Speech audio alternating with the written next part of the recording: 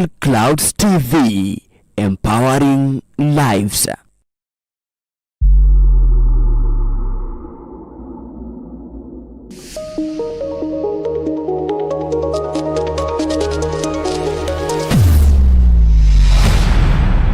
Bethel Clouds TV, empowering lives. Tafuta hiyo 1,000. Haungetoka kwa nyumba uende ukatafute hizo 50. Si ni ukweli? Therefore, as leaders, we need to make sure that those we lead, umefanywa kiongozi na Mungu. Bwana asifiwe. Kiongozi hatokagi kwa popote. Kiongozi hata wa vikundi hutoka kwa Mungu. Therefore, jiangalie useme mimi nimetumwa na Mungu. Mimi sijakutuma. Bwana asifiwe. Umetumwa na nani? Na amekupatia watu uongoze. Jiulize swali moja. Watu nawapeleka wapi? Where are you taking the people you are leading? Unawapeleka wapi? Because kama vile Mungu alikupa watoto na utamrudishia hesabu ya hao watoto, pia wale unaowaongoza utarudishia Mungu hesabu. Utawaambia uliwapeleka wapi 2027. Mulienda wamama mnapanda juu ya marori. Haye. Mutumia mugima kaisa lori iguru. Mama kama mimi napanda juu ya lori nimevaa trouser.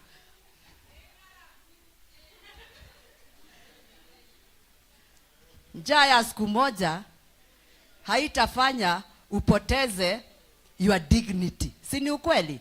Siwe ni mama. Na si watoto wako wanajuana na watoto wengine. Wakikuona juu ya lori hata uwapelekee nyama siku hiyo. Do you know that will live with your children for the rest of their lives? Niliona mama yako juu ya lori. Unajua hata bikers ilionekana. It doesn't matter whether you are hungry. But for you as a leader, you must make sure ngaraguni yekatea. So what are you planning for your people? Unapangia watu wako nini? Kwa sababu huu mkutano wetu sio wa siasa. But you see, siasa na sisi ni kitumo. Sisi ndio wenye kura. Tukiona tusiseme. Tuseme tusiseme. Tuongee tusiongee. Labda aposto atanichapa. Lakini nataka kuambia kiongozi wa leo that your responsibility is to economically advocate for the people that you lead through capacity building. How do you build the capacities of the people? By the way, you don't need money to start a business. You need your head to do business. Tumeelewana? Therefore, you have a very big responsibility as a leader to make sure that the people you are leading kuna kazi wanafanya na ni kazi iko na manufaa. Number 2. You must be a leader who brings peace and order. I'm not telling you to keep quiet, because being quiet and suffering does not interpret to peace. Wakati unaumia, does it mean you have peace? Can you give peace? If you don't have peace, can you be an agent of peace? Therefore, to be an agent of peace, lazima wewe mwenyewe ujue kuwa advocate wa amani. You are not suffering and you are not being forced to be calm. The work of a leader, of the Prince of Peace, mfalme wa amani, number 1 is to speak clearly, categorically against any injustices. Bwana asifiwe. Can I give you an example? Mimi nimefanya kazi Mukuru kwa Jenga, nimefanya kazi Kibira, nimefanya kazi Mathare. I have worked in all the slum areas. And I know the injustices of slum areas. Wewe mama unashuhudia bwana yako akishika mtoto wako na unanyamaza. Is that peace? Mnashuhudia mtu akiua mtu na mnafanya nini? What do you do? Nimedanganya? Si mnajua kufunga mdomo? That is not peace. Bwana asifiwe sana. That is intimidation.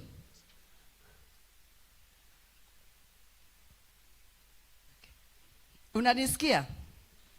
Anasema nisongee karibu. na nimesongea karibu. Si ni ukweli? I have witnessed girls being abused in the slum areas. Na mama mkubwa kama mimi ananyamaza. Ati unajua huyo kijana atatuua. Bwana asifiwe. Na mkishikana nyote mkatae. Mseme the whole of that, hiyo line yote. Mseme huyu kijana tutaongea. I have seen the police come akibembeleza watu. Oye, kujeni muandike statement kwa. Will you go and write it? You do not. They don't. You don't.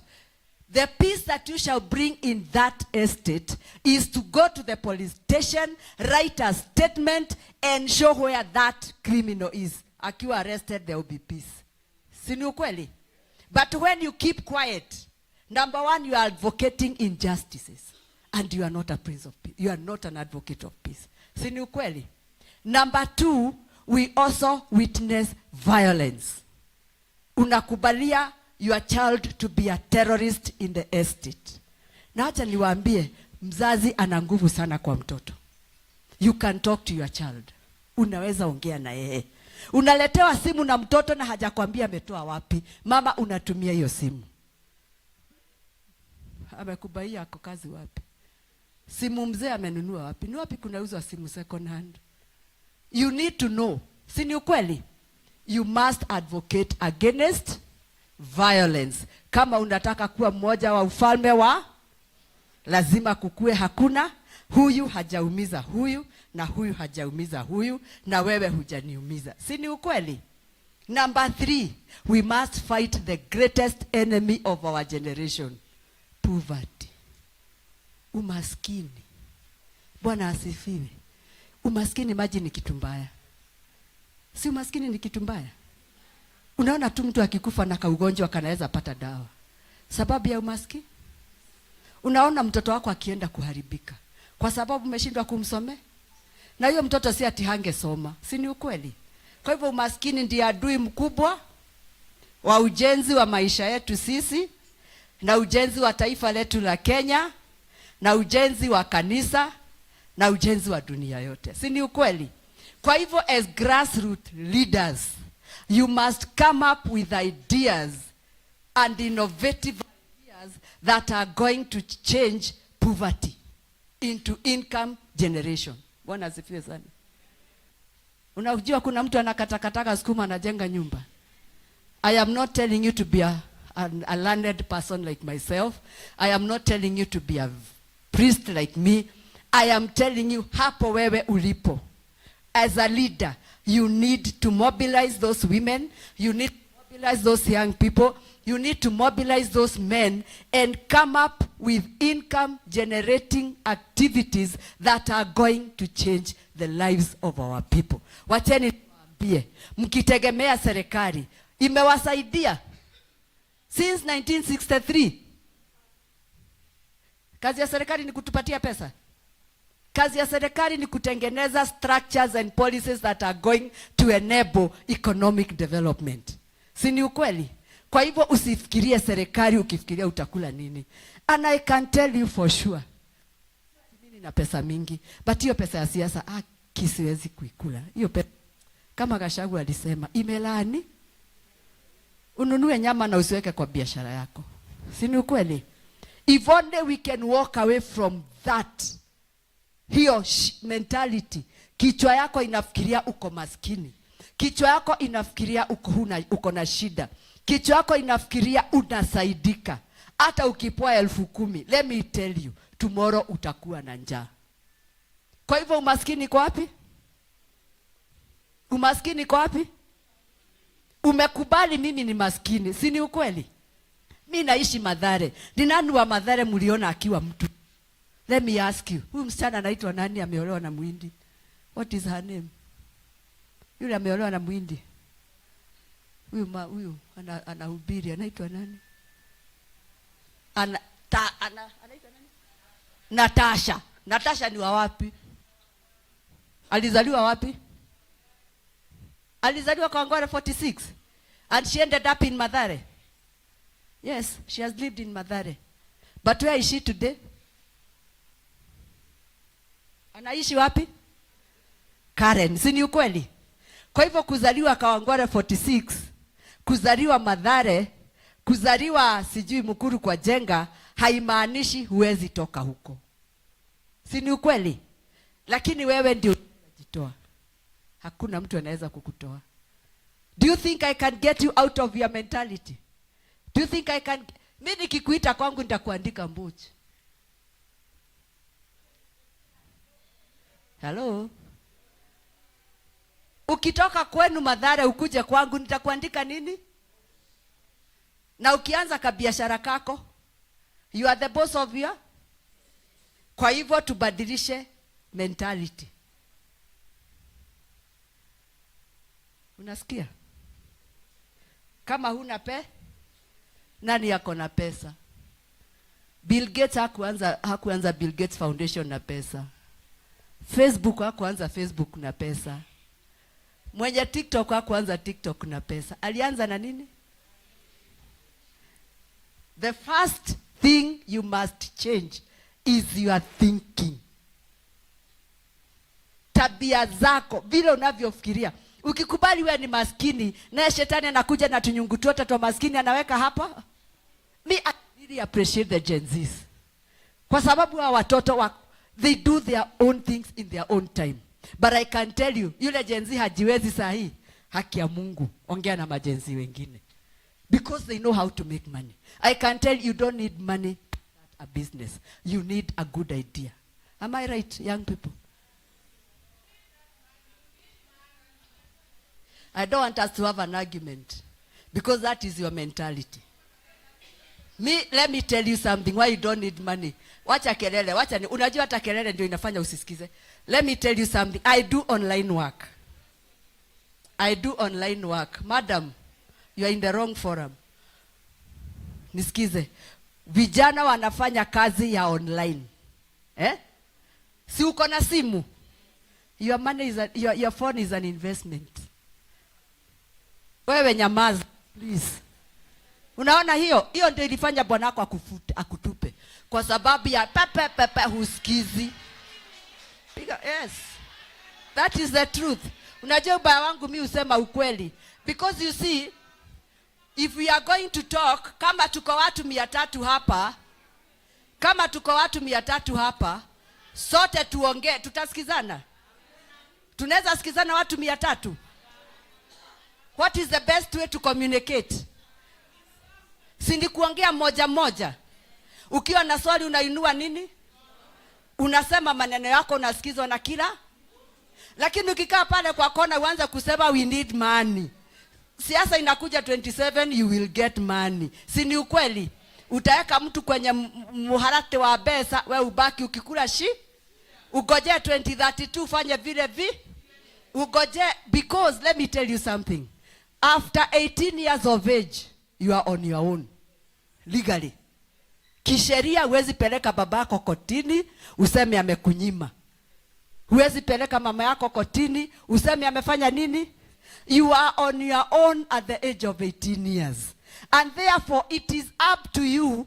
Hiyo pesa ninapenda sana, nijue kule nitaitoa. Ni kweli? Na sio pesa ya dakika 10.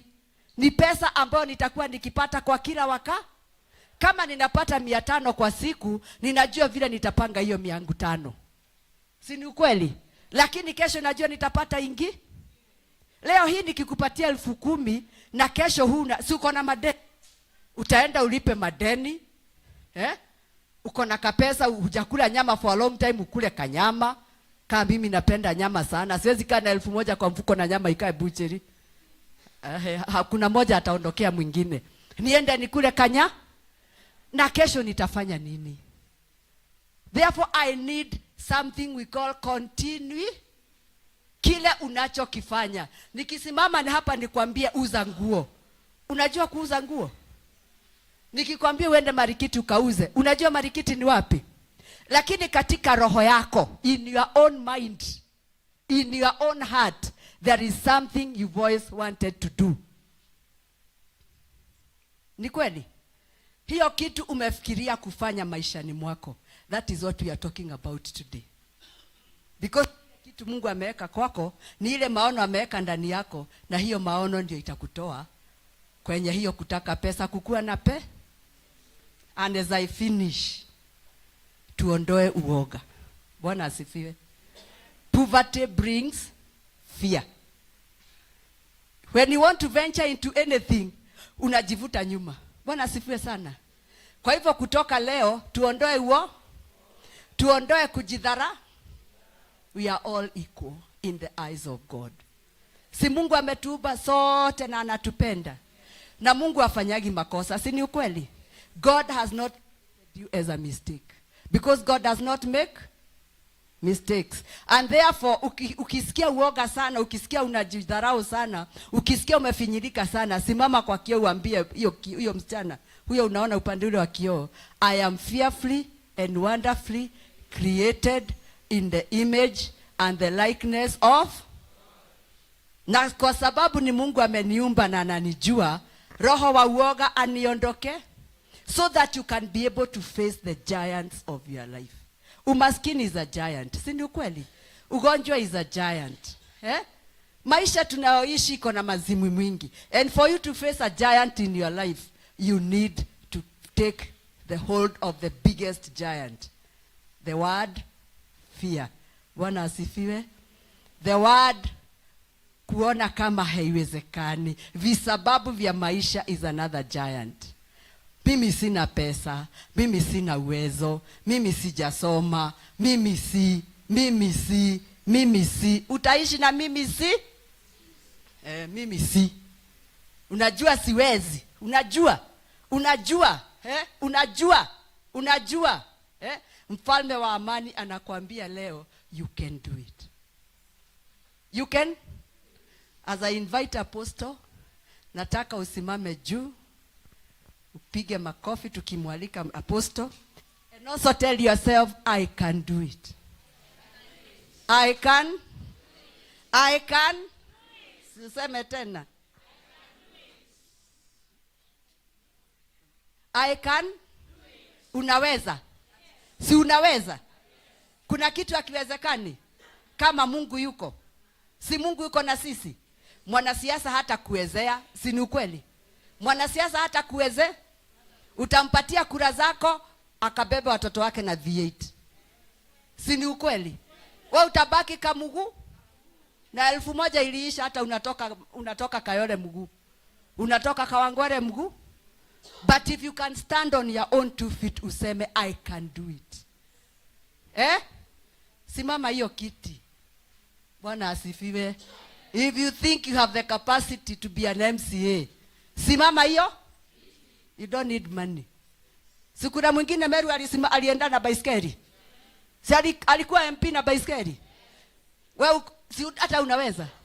If you think you can, go ahead and say I can do all things through Christ. Kumbe mnajua hiyo verse? Si muisome. Pigia Reverend mazuri. Makofi mazuri kwa Reverend. Makofi mazuri kwa Reverend. God bless you so much Reverend. May God do you great wonders. Nataka tu ukiwa umesimama namna hivyo kwa muda mwingi tena zaidi, nimlete mtumishi wa Mungu ambaye kiongozi wetu Apostle Ndura Waruinge. Makofi pamoja na pomleta mtumishi wa Mungu.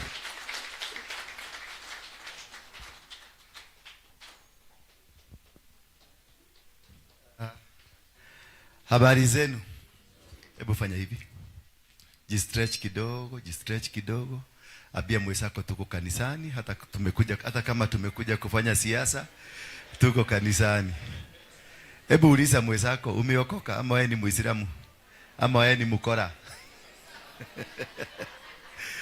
Unajua unaweza kuwa Muislamu ama ukuwe umeokoka ama ukuwe mogeke ama ukuwe mkora. Muulize mwenzako, muulize wewe ni nini? Bwana Yesu asifiwe sana. Tunaweza kuketi tu chini kwenye viti zenu.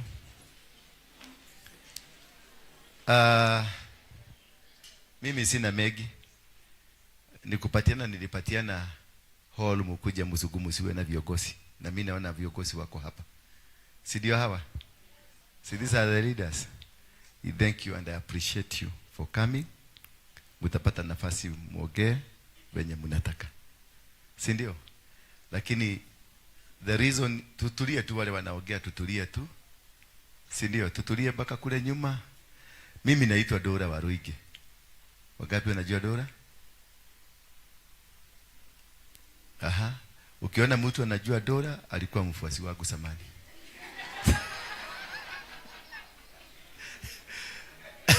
Ukiona mtu ameinua mkono ananijua, tulikuwa na yeye mahali fulani.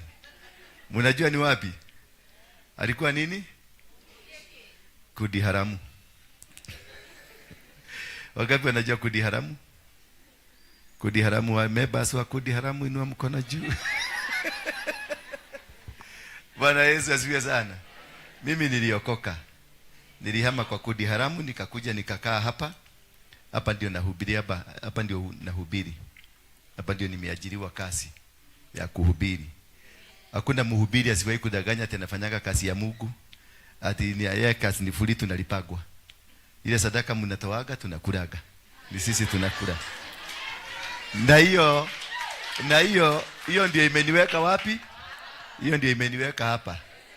Ndio naona lazima nihubiri, niseme usipotoa hata bigu inakukataa. Lazima nikuhusie uoga ndio utoe, kwa sababu si nyumba inalipwa. Si stima inalipwa. Hii kasuti unafikiria niliokota kwa barabara? Ni mfuko yako. Bwana asifiwe. Na sasa kama ni mfuko yako, na mimi nikupatie maneno ya wapi? Ya hapa duniani, ya biguni, na venye utaishi vizuri. Mimi nilikuanga jabazi. Sema jabazi. Nani amekuwa mwizi hapa? Ino tumkono. Let us be genuine. Leo nataka tukue genuine. Mfanya nini? Mkue nini? Genuine. Tuongee sasa. Tumefunga mlango. Tuongee tukiwa genuine. Ndio tuabiane tutatoka hapa tunaenda wapi. Ile mambo ya kukujaga ati nilikuwa mzuri. Nani alikuwa mzuri? Hakuna mtu mzuri dunia hii. Sisi wote ni watu baya. Kama hebu tuangalie. Si wamama ama wasi hapa kuna wamama wengi wametoa mimba. Ni kuua waliua ama ni kutengeneza walitengeneza? Sasa huyo tunamuita nani? Muuaji. So wauaji ni wangapi wako kwa hii nyumba? Bwana Yesu asifiwe sana. Nataka tukue genuine na tushirikiane because nataka tuzungumze, tuongeleshane. Hakuna mkubwa hapa na hakuna mdogo hapa, ni kuongelea nini? Tuulizane ni kwa nini uko kwenye hiyo maisha. Mimi uzamani wakati nilikuwa chokora. Nilikuwa naishi pale Jiro na Mweki.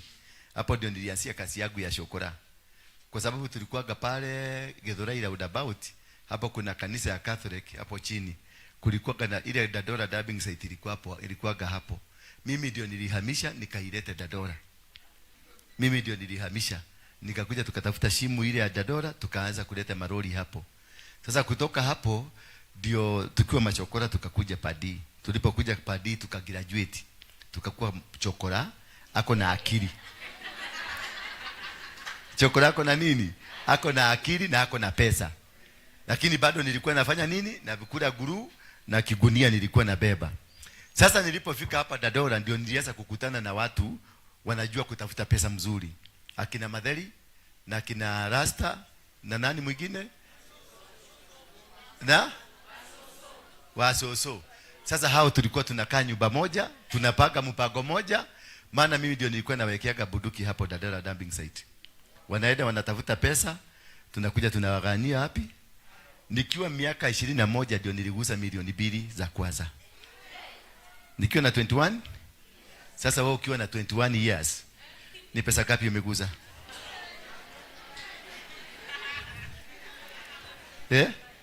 Ni pesa ngapi umeguza? Ukiwa na 21 years. Ulikuwa tu unakula kwa mama yako na unakula kwa baba yako ama unafugwa mahali fulani. Si ndio? Sasa unataka kuniambia mimi saa hiyo ni serikali ilinipatia pesa? Nilitumia nini? Nilitumia akili.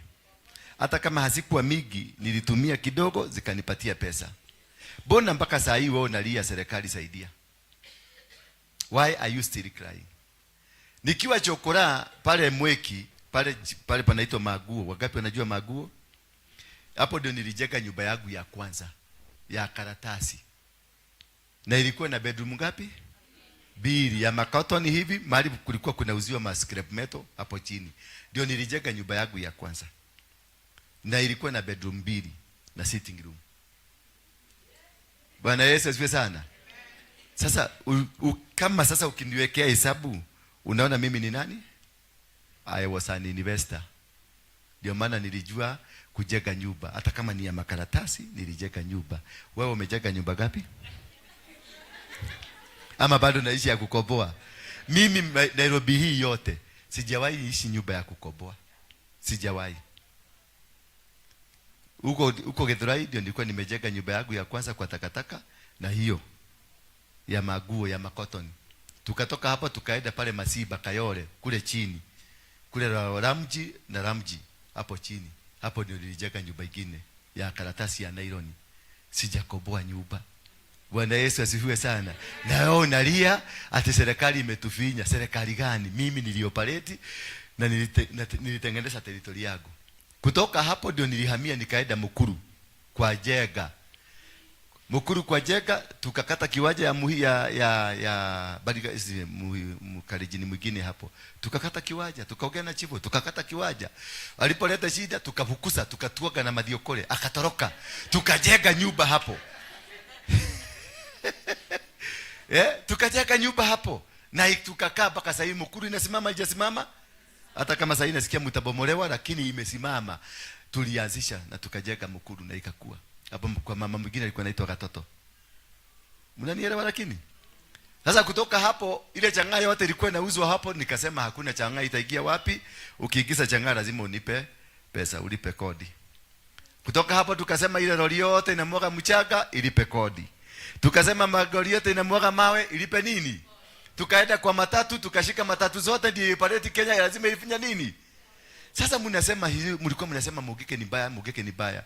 Wacha niwaambie the good side ya hivyo.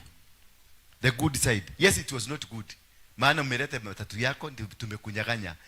Tunakwambia ndio kae nyumbani tukuletee pesa. But there is another good side. Bwana Yesu asifiwe sana. Wengine tulienda mpaka banki. Sasa the good side ni ya kwamba nilitumia nini? Kutengeneza space yangu.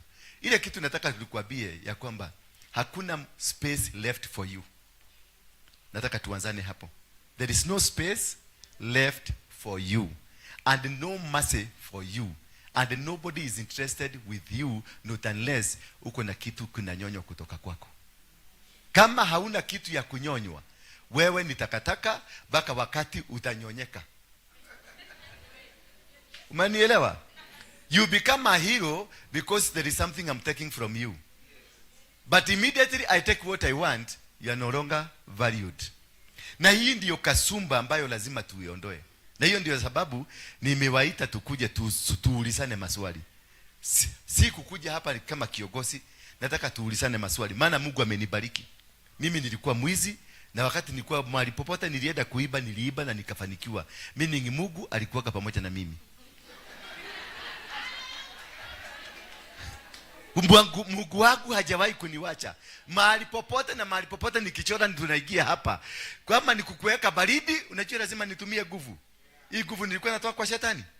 Hapana, si lazima nitumie akili. Akili ni ya shetani? Hapana, nilikuwa natumia akili nimepatiwa na Mungu, na wekelea kabuduki hapa na kuuliza, hebu sikiliza. Unasikia ni baridi ama ni moto? Unasema ni toi. Unaroga juu kamoja twa. Anasema si toi, wanatoa. Hiyo ni akili. Maana kuna mtu anaweza kuwekelea buduki yangu hapa waone watu 2 3 wakianza kuhara. Wakianza kutoroka. Si ndio? There is something that God will put you. Kuna kitu Mungu ameweka ndani yako ni venye kinatafuta njia. Maana wakati hiyo nilikuwa natafuta njia ya hivi sasa niko. Mnanielewa? Nilikuwa natafuta njia ya venye niko sasa. Maana sasa naendaka Europe, naendaka nakutana na Charles, naendaka napatikana na Putin, naendaka nakutana na wakubwa. Lakini hata siku hiyo nikiwa Mugeke nilikutana na Uhuru kama ametoka kuvuta bagi. Si alikuja kuwa president. Ile kitu nilianzisha inaitwa Mugeke. Si ndio ilifanya Uhuru akuwe president? Ama alipelekwa Hegi na nini? Si ni Mogeke ilipeleka Hegi? Ilipeleka Uhuru Hegi. Alafu nyinyi wote mkasema haka ni ketu na hatutakaachilia. So what was the resultant? Ni nini ilisababisha Uhuru aende Hegi? Ni Mogeke. Kwa hivyo ni nini ilifanya nyinyi mpende Uhuru? Ni Mogeke. Na hapo mnasema nyinyi si members wa Mogeke? Bwana Yesu asifiwe sana. Sasa ujiulize kama tunaweza kufanya hiyo maneno yote. Ilikujaje saa hizi unalia njaa? Ilikujaje saa hizi unakuja hapa mheshimiwa akiingia pale mtaona ameingia na pesa? Mbona wewe usiingie pale watu wakuone pesa? Nakwambia nilikuwa investor, nilikuwa chokora lakini nilijenga nyumba ya carton. Mnanielewa lakini? Kutoka hapo mimi ndio nilileta Dadora pale, mahali iko mimi ndio nililete. Nikiwa chokora, sikuwa mtu wa maana, nikiwa chokora, tulidivert magari zote zikalete takataka hapo. Alafu huko ndani nikajenga nyumba hapo ndani. Hapo ndio nilikuwa naelekea kina Wasoso bunduki. Nilikuwa na amali kubwa na hakuna askari angekanyaga huko. Na askari walikuwa najua huko kuna bunduki. Lakini hawage kanyaga maana akiingia huko hata anaenda kiedaga. So I created my own territory and marked it. Baka polisi hawakuingililia. Mnakumbuka watu wa Dadora? Si Dadora nilikuwa na koti yangu. Ni mlikuwa mnaleta mashtaka kwangu. I created my own system. Mimi sikutegemea ati serikali saidia, serikali nipatie, serikali nifanye. Hapana. I created my own system. Na hiyo ndio nataka kuleo tuwakubaliane. We create our own system. Nairobi hii tumeweka nani? Tulikuwa na Kidero, nani mwingine alikuwa gavana? Sonko, tulikuwa na nani mwingine? Sakaja. Na nani? Na Kananu. Sasa kutoka siku hiyo wote hao magavana tumekuwa na wao. Life yako change. Ni nini makosa ulifanya? Nani alifanya makosa? Ulikosea Mungu wapi? Bado tuko na Silamu Kibera, bado tuko na nani, bado tuko na vitakataka, bado hauko job, bado unalia masnini, bado unalia nini? Sasa tena tunangojea next year tuanze kurukaruka hapa, tukisema Sakaja, tukisema Babu, tukisema nani, tukisema Ruto, tukisema Wamonyoro, tukisema nini? Ni wapi tulikosea Mungu? Mimi sijakosea Mungu. Mimi wakati akili zote, mimi tukienda biguni Mungu aniulize nilikupatia akili, ulitumia namna gani? Nitamwambia. Mwanzo nilikuwa chokora, nilibadilisha dubbing site ikakuja Dadora. Niliforce watu wote wanipatie kodi, nikatengeneza serikali yangu. Nilikuwa mwizi, niliiba banki, nikafanya hivi, nitamuexplainia what I did. Maana nilitumia akili. Unafikiria kwenda kuingia kwa banki utoe pesa huko kadi na unaona kuna AP pale, kuna AP pale, kuna AP pale. Unahitaji maarifa mingi. Kwa hivyo nitaambia Mungu hizi ndio akili nilifanya nini? Na nilipochoka, nilipoona sasa maisha imekuwa gumu hapo na haipeleki mahali, mimi nilirudi kanisani na nimehubiria watu. Na nikawaambia siku moja, nitamwambia hata siku moja watu wote wa Nairobi walikuja na wakanisikiliza. Si ni akili? Si ni akili? Si nimetumia akili yangu mzuri? Si nimetumia akili mzuri? Sasa tukienda biguni wewe utaexplainia Mungu nini? Yes. Amen. Si mko hapa? Si ni akili? Si huyu kijana saizi angekuwa huku akipora watu kwa barabara huyu na huyu ama ule, angekuwa kule wakijitafutia na dudhi. Sasa si unaona nikiulizwa na Mungu ni kuna kitu ya kujibu. Sasa wewe utajibu nini? Apati ya kusema tunataka fulani, unataka Wamonyoro, unataka Ruto, unataka nani mwingine? Kalonzo. Nani mwingine? Who is he to you? Who are they to you?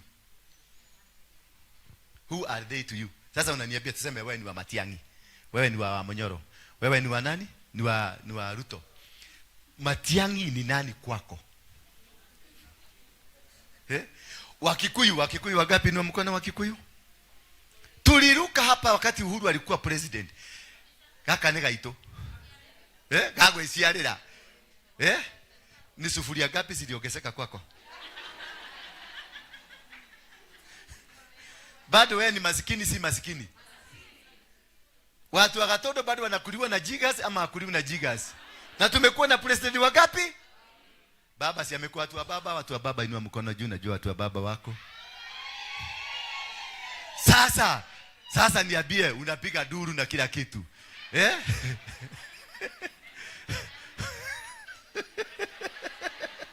Ni nini baba aliongeza kwa maisha yako? Apati ya saizi, wacha niwaambie kaexample kadogo kazuri. Mimi kwangu ule ananifungulia geti ni Muluya. Na ule ananipikia chakula ni Muluya. Wa geti ni Muluya na wa chakula ni nani? Ndio naachiaka nyumba yangu. Sifukagi nyumba yangu. Nimwaachia. Ninamwamini. Yule nimepelekea gari yangu ni Mjaruo. Pale South B. Sasa hii anaangalia gari yangu. Mnanielewa? Yule ambaye napatia kazi ya hapa na chuga ni Mutaita. Ule anaangalia hizi mashini. Ule ni Munyamulege kutoka DRC. Ule. Sasa wakati hiyo yote tukikula, tukikunywa, tukifanya maneno, yule ananipikia chakula ni Muluya. Lakini ikifika siasa, Mkikuyu sitaki kuona Muluya. Mjaruo mimi sitaki kuona Mjaruo. Na Mjaruo ndiye alitengeneza gari. Haiwezi kwenda kufanya accident kama ya Jiroko. Ametengeneza mzuri. Ametengeneza. Wakati we are eating, when you are living, wakati tunafanya vitu zote, sisi ni Wakenya. Lakini ikifika kwa siasa, huyu ni Mjaruo, huyu ni Mkaba, huyu ni Mkikuyu. What happens? Ni nini kinafanyikaga? Nataka tu tuulizane hii maswali. Viongozi, tuulizane hii maswali. Tuone kama leo tutawacha ujinga ama tutaendelea na ujinga. Sasa niulize, wewe ni Mjaruo. Sasa wewe ni Mjaruo, so what? Ujaruo yako inanisaidia na nini? Ujaruo yako inakusaidia na nini? Mimi ni Mkikuyu, so what? Are we not breathing the same hewa? Ama kuna hewa ya Mjaruo? Kuna hewa ya Mkikuyu? Hatuendagi choo sisi zote? Unataka kuniambia Ruto hakaliagi choo ile unakaliaga? It's only the difference, wewe unaendaka ya Kashimo, Ruto anakaliaga. Na kweki tunakalia. But we are all the same. We are all one and the same. Basi huyu mtu alikushidia akili wapi? Halo? Huyu mtu alikushindia akili wapi? Why are you the way you are? Muulize mwenzako, ni kwa nini uko hivi? Ni kwa nini uko hivyo? Why you don't have? Hauna chakula, hauna mbele, hauna nini. Saizi ya mko hapa, wakati wataenda Christmas? Wakati wataenda Christmas? Wengine wote, hakuna mtu ataenda Christmas, atakaa tu hapa, utamkuta huko akinunua ile getheri ya shilingi 5 ukikula. Na zamani tulikuwa tunaenda sisi Christmas yote. What happened? Mimi tuna post questions. Ndio tukue na discussion. Na mtulie tu tafadhali. Mtulie tu. Mimi si mwanasiasa mzuri, mimi kile kitu najua ama commander. Sema commander. Tukisema tuchafue hii Nairobi yote tutachafua. Leo tu na si kesho, tutasimamisha kila kitu na hakuna mahali Ruto atatupeleka. Hello, hakuna mahali Ruto afanya nini? Hata mkileta polisi mkae hapa, hata NSIS mkae hapa, hakuna mahali mtanipeleka. Mimi nimeenda jela mara 50 na ngapi? 2. 52 times. Hakuna jela iko Kenya hii sijapelekwa. Kamete, Kadiaga, zote Manyani, hakuna mahali. Nimepigwa risasi mara 12. Sasa kama nimepigwa risasi imepita hapa, ingine imepita hapa, ingine imepita hapa, ingine imepita hapa. Na nimesurvive. Sasa huyo utanitisha na nini? Bwana Yesu asifiwe sana. Kuna siku tulikuwa tumeiba banki nyingine hapa, sitaitaja, wasikuja kusema ni mimi niliiba. Nilipigwa risasi ya matako. Lakini nilitoka na pesa. Bwana Yesu asifiwe sana. Haleluya. Inua mikono kama tuko pamoja. Kama tuko pamoja na tunafurahi. Tutawacha ujinga ama hatutawacha? Tutawacha ujinga ama hatutawacha? Hiyo tu ndio. Mimi hakuna kitu nataka. Mimi ni mkubwa kuliko Ruto. Mimi ni mkubwa kuliko Ruto. I have the power, I have everything. Mimi juzi tuenda angalia Facebook nini YouTube yangu ya Bethel Clouds Community. Saizi mko live, mnaona dunia mzima. Jipigie makofi kwa kuona dunia mzima. Ukienda kwa hiyo page yangu utaona tulikuwa na Putin hivi kwake Moscow. Ruto ameenda Moscow. Ukiangalia hapo chini utaona nilikuwa na Charles King. Ruto ameenda huko. Si wakati walienda mazishi waliwekwa kwa kanta moja. Mimi nilienda na limousine mpaka kwa Charles. Next month ninaenda kuona Trump. Next month. Sasa tutangangana na huyu mtu hapa tukiambia na nini? I'm high above. Ambia kila mtu I am high above. Mwambie mwenzako I am better than them. Mwambie mwenzako I am not a beggar. Kama wewe ni mwanamke useme I'm a queen. Kama wewe ni mwanaume useme I'm a king. The moment you start understanding that, you will make proper decisions. Mimi nilijua mimi ni king wakati nilikuwa chokora. Wakati nilijenga nyumba yangu ya makaratasi ya makatoni ya 2 bedroom. Na nikalala huko ndani. Na nikakata shamba sio yangu because I am a king. Hallelujah. Ndio nikakuwa kiongozi Mogeke, nikakuwa nini? Huko Dadora yote na More Musini mimi ndio nilikatakata hizo mashamba zote. Mnaishi ama muishi? Kuna mahali nilipelekwa. Alafu because I am a king, the mentality. That mentality. Unasikia kijana? The mentality, the liberated mentality will make you to become. Are you understanding me? The liberated mentality. Baba Uhuru are in the same league. Wanakaaga pamoja.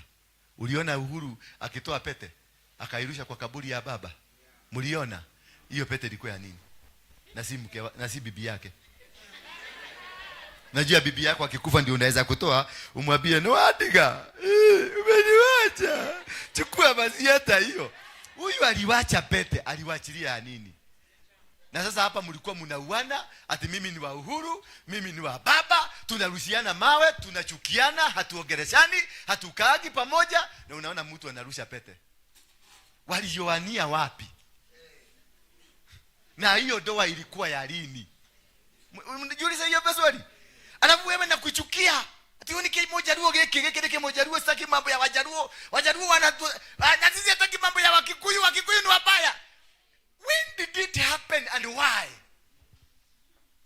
Why are you fighting your brother? Why are you fighting your relative? Mtu mwenye anakupikia. Mimi kwangu napikiwa na Mluya, lakini ikifika kwa siasa nampatia hofu aende miezi 2 asiniroge. Lakini miaka 4 hajaniroga, lakini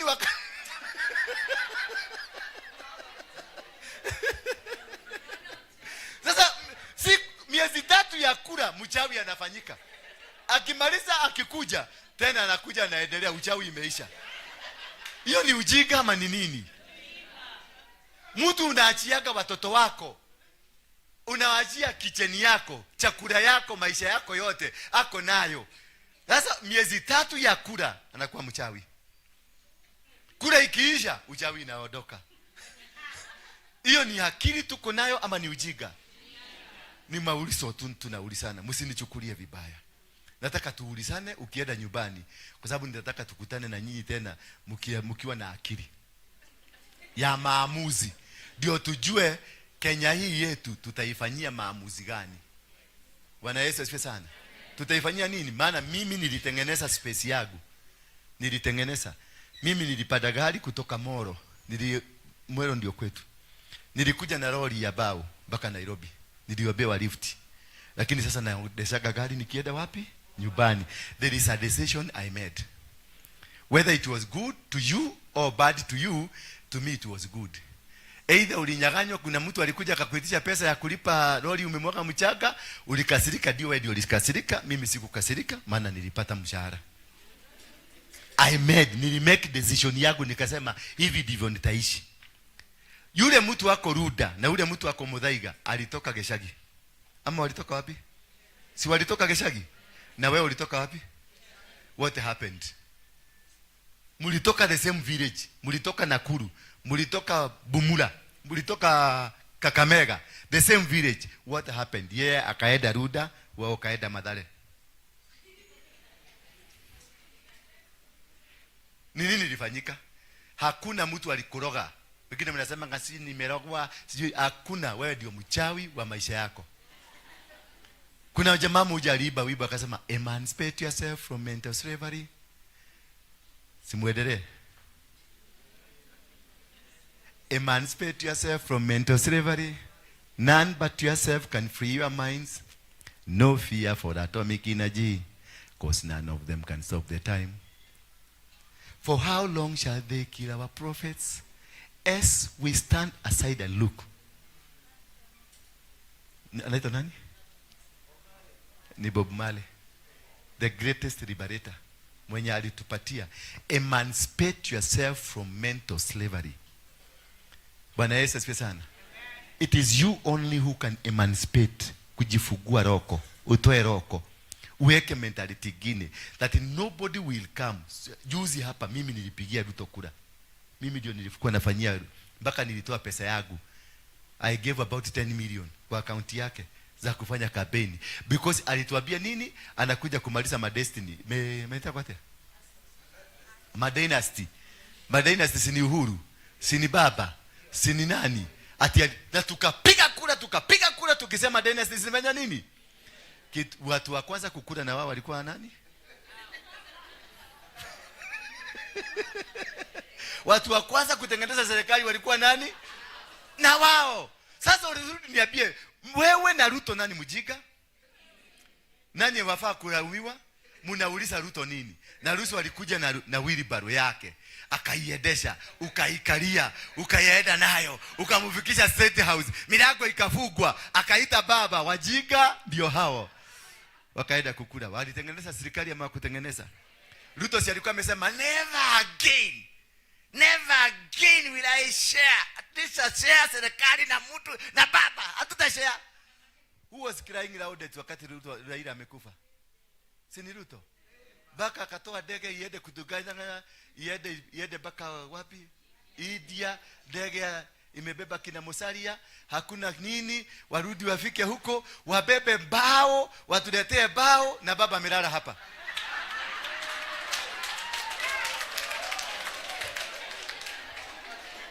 Hakuna siku baba alitoka Kenya. Hakuna siku hata moja baba alitoka Kenya. Baba alikuwa hapa li. Lakini kwa sababu sisi yote ni wajiga, alafu wakafanya drama, muende kwa kiwaja, muingia kwa kiwaja, ndio kusemekane hakukueleweka. Wacheni ujiga. Abia mwenzako, tumechezewa sana. Sasa ni wakati wetu wa kubadilisha. Bwana asifiwe sana. Ni wakati wetu wa kubadilisha. Lazima tuachane na hiyo tabia. Tunaonaga, niliona, tulieni tu please. Tulieni, niko na dakika ingine moja. Najua na wakasirisha, lakini mnisamee tu. Mimi nilitengenezwa hivyo, maana siokopagi kitu. Haleluya. Nikiwa Kamete nilikuwa nimehukumiwa kunyogwa na nikapelekwa kwa mashini. Na wakaeka kaba. Kenya juu akafinya baton ninyogwe. Baton ikakataa kuguruma. Na nikaachiliwa. Nilikuwa nimehukumiwa na Pamela Unita Kidura nikunyogwa. Wangapi tumekuwa Kamete na wao? Watu wa Kamete? Yaani hapa hakuna wakora. Ni wewe. Wewe kuingia huko? Uliingia wapi? Wewe umeshikwa. Wewe ni kwa chifu tu. Ya chifu. Kajera kachifu. Bwana Yesu asifiwe sana. So the issue, what I'm trying to talk about, you got the power. Sakaja alituambia atatutengenezea Nairobi. Songo alituambia atatutengenezea Nairobi. How, what, has it changed? Are you still living the same condition? Do you know the mistake tulifanya? Because we have been looking for politicians instead of looking for the managers. Mnanielewa? A politician will employ you. A politician will come and tell you, this is what I want to do. Nataka kujenga barabara, tajenga soko, tajenga nini. Venye unasikia Ruto akisema ndaenda barabara, yende Koturo, yende Nunu, Marisabeti, yende wapi, yende Kotata, yende Nyanya, yende Koroko, yende Koraka, yende Kereke. Because this is a politician. A politician will want to employ you. But a manager, you employ a manager on your vision. Are you getting me? You employ a manager on what? Your vision. Wewe ndio unakuwa na maono. Sasa utaita Sakaja kama uko na maono yako. Unamwambia hivi ndivyo nataka Nairobi ikue. Kaa pale ufanyishwe interview. Akipita mnamuajiri kazi. Haleluya. Mnafanya nini? Maana nyinyi ndio mnajua mnataka nini. Tunataka soko moja Umoja, tunataka soko ingine Kagemi, tunataka soko 3 Nairobi. Tunataka barabara 8, tunataka mafactory 12. Based on what we need. Not based on what a politician needs. Sio kama tunaelewana? So you must make a decision first before you employ somebody. You must open a factory, a company before you employ anybody. Ukijenga wewe ni umejenga company, alafu unatafuta wafanyikazi. We have never gotten to that level. Maana wao ndio wanakuja wanatuambia nitakuja, nitafanya, nitaenda. They have a more power than you. But if we can sit down hivi tukae chini to draw the pathway ya Nairobi. Tuseme tunataka factory 8 Nairobi miaka hii 5. Tunataka barabara 6 Nairobi miaka hii 5. Tunataka soko, because we have also to look at the capacity. Ni nini kinawezekana na nini hakiwezekani. Bwana Yesu asifiwe sana. Ni nini kinaweza ku-create jobs? Ni nini kinaweza ku-create peace, unity, love? What is this can create this? Then after that we get a team ambayo ichore blueprint ya Nairobi from us, the raia wa Nairobi. From the blueprint ndio tutaita wale wote wanataka kazi. Kama ni MCA ka hapa. Tuambie hii ndio blueprint ya ward yetu. Soma. Yes, umeelewa mnawauliza maswali. Hapo mnamwambia wewe toka nje, hauna akili ya kutosha. Tunatafuta mwingine. Wewe toka nje. Ikifika hapo tutafanya uchaguzi bila kuenda uchaguzi. Maana sisi ndio tutajichagulia, tutasema ni nani, ni huyu mama, awe Mtaita, awe Msomalia, lakini amepita mtihani. Haitajalisha kabila lake ni nani, because you are looking for a manager. You've never eaten your tribe. And you will never eat your tribe. You will never grow because of your tribe.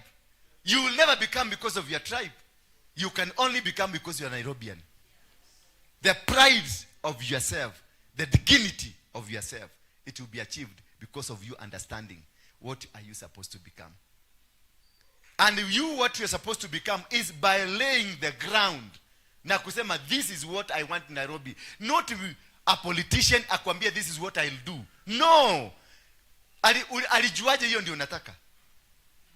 Mimi niko Mukuru, sihitaji barabara ya rami, nahitaji nyumba zangu zitengenezwe. Ule mwingine yako Ruda anahitaji vitu vingine. Based on where you are coming from, that is what will divine and they will say what you need. So it is from us that will say this is what we need. Sasa wewe tunakuita, what can you come and manage our project? Hello? You own the project. You own the city. City kwe yenu. Sasa angalia wanakuja Sakaja hajalipa watu miezi gapi? Miezi 6. Hajalipa. And you cannot do anything. Utadu? Lakini alikuwa anapatia baba milioni 200. Yes. Alikuwa zinatoka wapi? Are you now saying because he has more power than you, you cannot do anything? Yeye ndiye alikuja akajiimpose kwako na wewe ukaanza kuimba kakanega ito si uchawi ni maombi. Si uchawi ni maombi. Adile na sasa hiyo nasema Wakikuyu wakiwa pandile nyingine Wakikuyu wameiba serikali. Wakikuyu wangapi wameiba serikali? Wakikuyu wangapi wameiba serikali? Nyinyi mnapaga laini kule kule Makogeni, mnapaga laini mkichota maji asubuhi saa 11 maana ni ya ration. Ni huyu ni Mkikuyu, huyu ni Muluya, huyu ni Mjaluo, wote mnapaga. Ushaikutana na mtoto wa Raila amepaga laini huko? No. There are those people wameji establish kule juu because walipata hiyo nafasi. But if we can take back our nation, if we can take back our Nairobi, tuirudishe kwenye mikono yetu, then we will dictate who will become an MCA. Kama MCA huyo amekuja ni manager mzuri nako ODM, haijalishi, mnaenda mnampiki. Neighboring ward mnaona ako DCP, mnaenda mnampiki. Neighboring ward nakuta ni independent candidate, mnaenda mnampiki. Mnalete watu managers, wanakaa kule City Hall, wana plan na wanafanya kazi because they are employed.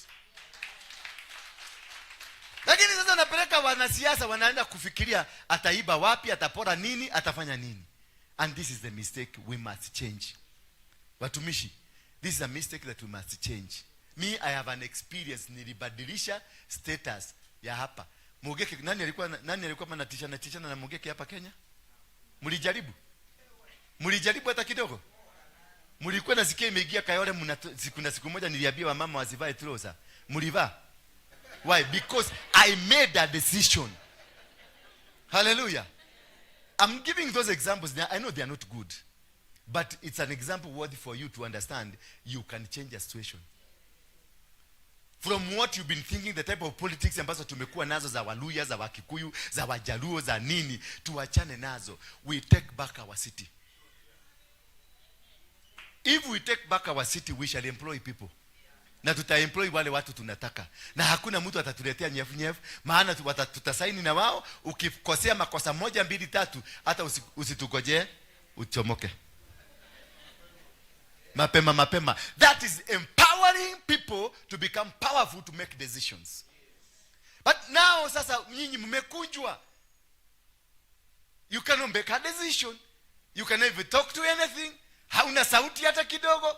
Sasa unangojea siasa ziase, uanze kungangana huko, mkipanga laini, mkipatiwa 100, 200, 50. That is nonsense.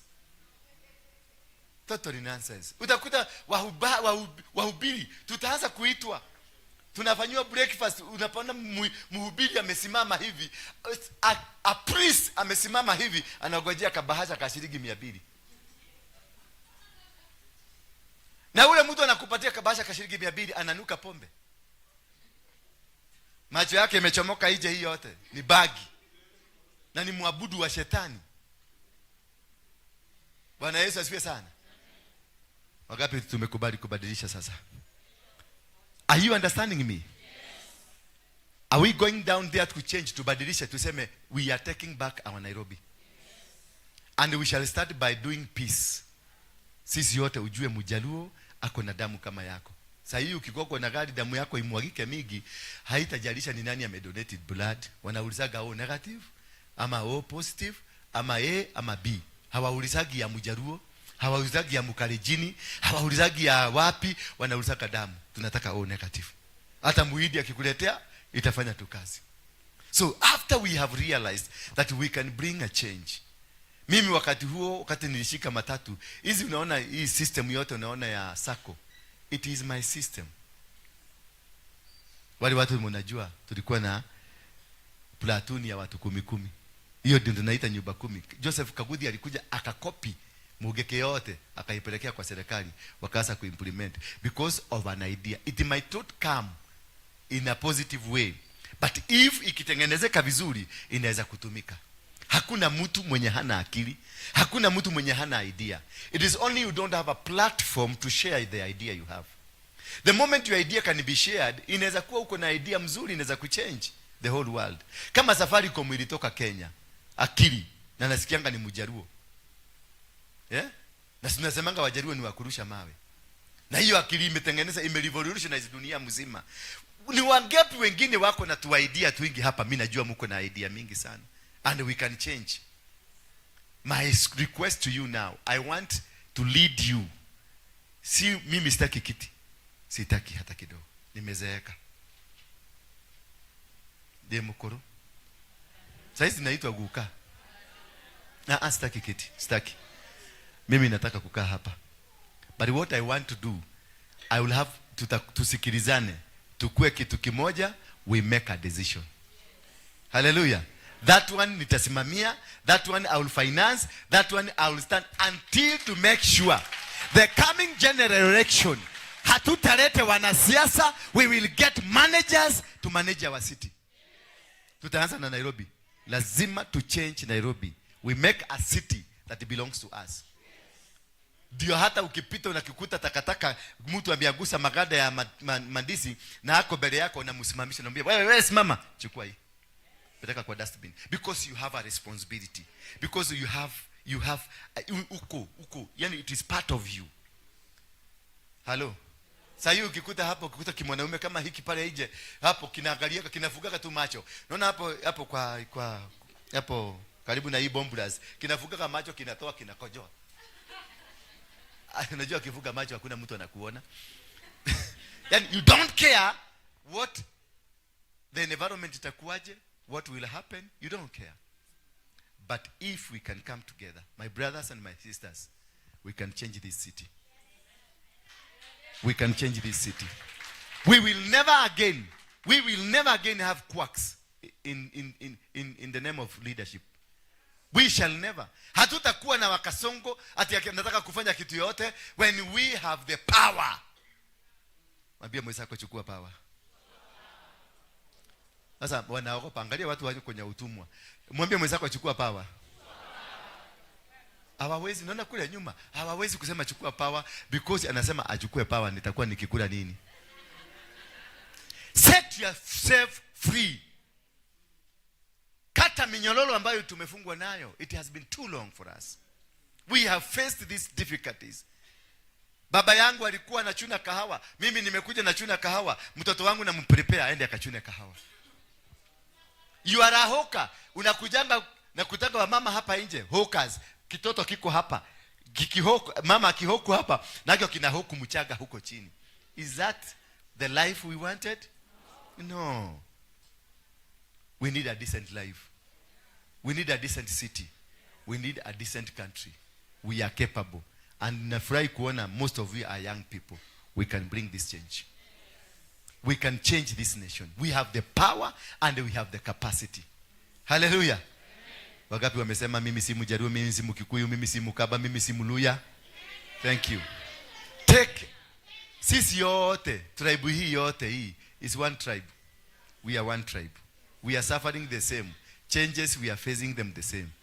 Wachana na mambo ya baba, wachana na mambo ya Uhuru, wachana na mambo ya Ruto sasa. Let's take back our nation. Hallelujah. Don't affiliate yourself with anything. Kama ni chama, sisi ndio tutasema, yes, we don't need a political party. We need an individual.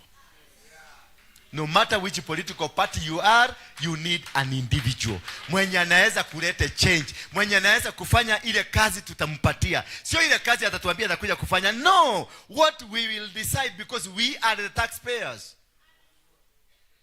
Sisi ndio tumewapatia pesa. Hallelujah. Kama nilitengeneza Mogeke na ikatishia dunia mzima, what if we become decent? Tuache hiyo maneno baya ya Mogeke na nini. Tutumie hiyo akili na wao utumie hiyo akili tuilete pamoja. Ni nini hatuwezi kufanya? Hebu imagine kama wewe si unarushaga mawe mpaka inaenda kilomita 1. Hebu imagine hiyo energy tukiitumia kujenga nchi yetu. Hallelujah. Sasa kama baba alikufa, did your life change? Sasa uhuru wako huko, did our life change? Ruto ni president, has our life changed? It is because they come to control you. But if you can be able to chukue nchi yetu, tukamate nchi yetu na tuseme we are Kenyans and we are one. Venye niliona tuliungana wakati wa Turufena pale akihagi mti, na sisi tuhagi nchi yetu. Just hagi, hebu hagi nchi yako. Uiambie my country, nobody will take you away from me. Thank you. God bless you. Asanteni sana kwa kunisikiliza. Na nimewapenda sana. Si mtakuja turuke mwaka hapa? 31st. Mkuja turuke mwaka. Alafu kutoka hapo tuanze process ya kujenga, kubadilisha nchi. I'll be at the forefront. Sisi ndio tutatafuta managers.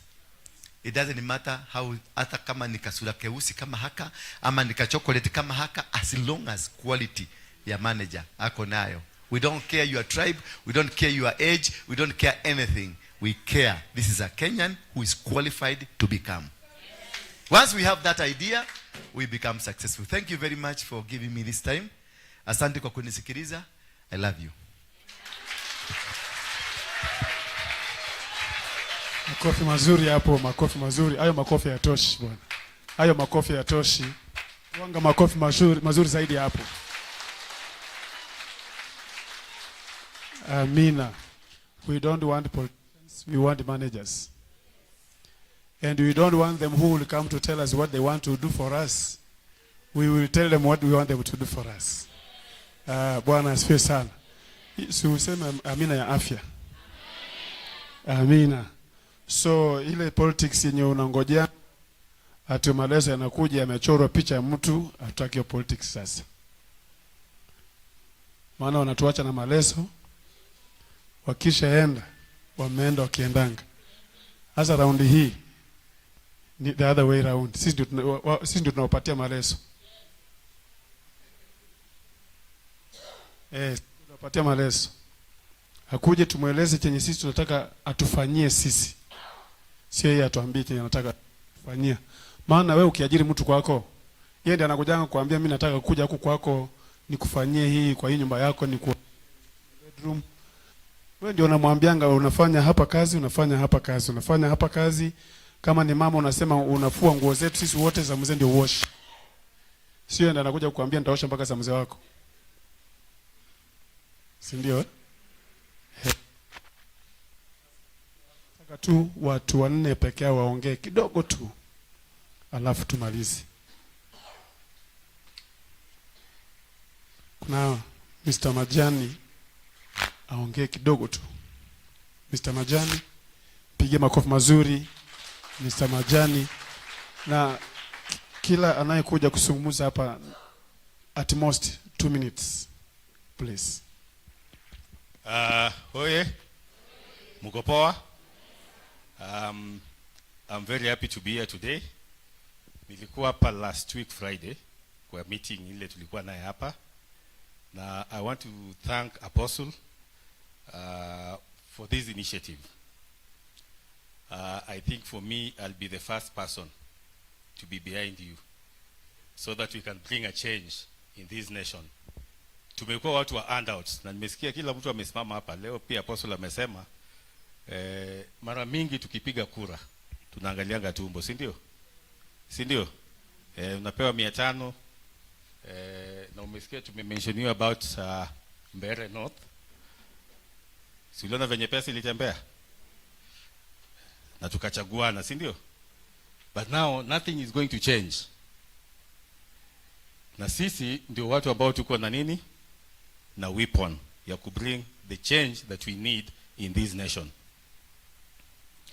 Anytime we vote using our stomach, we suffer for 5 years. Because I remember last time tulikuwa tuna campaign. Mimi natoka Ruai. Na tulikuwa tuna campaign Azimio.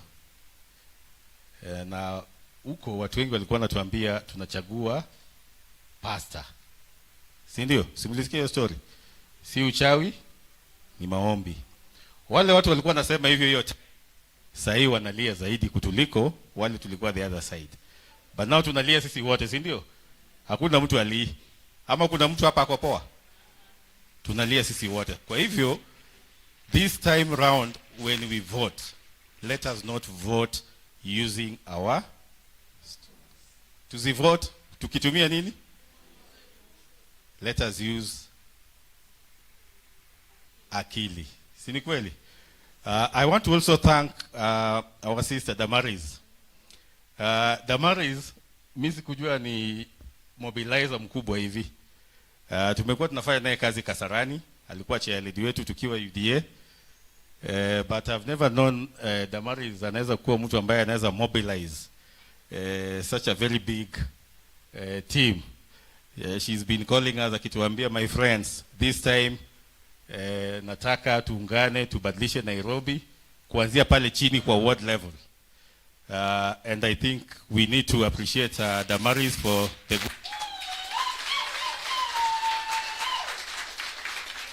sisi wote tuko hapa juu ya kazi ambayo Damaris amefanya. Ametumobilize na I'm sure sisi wote venye tuko hapa leo, tukitoka hapa tutakuwa tumechange our mindset. When we live here, please, let us change the way we see things being done in this nation. Hatukuji tu hapa juu ya pesa. Na mimi nimeambia watu wengi this time, let us not think about the money that we are getting, the 500, the 1000. Let us stop this kind of nonsense. Tuanze kuvote the right people for us to get the right development that we need. Thank you very much and God bless you. That's powerful. I appreciate Mr. Majani again. I appreciate him again. Amesema tusipige kura na tumbo. Yaani tusitumie tumbo kupiga kura. Ukitumia tumbo kupiga kura unasafa miaka 5. Raundi hii Amen. Nataka tena tupate the next speaker.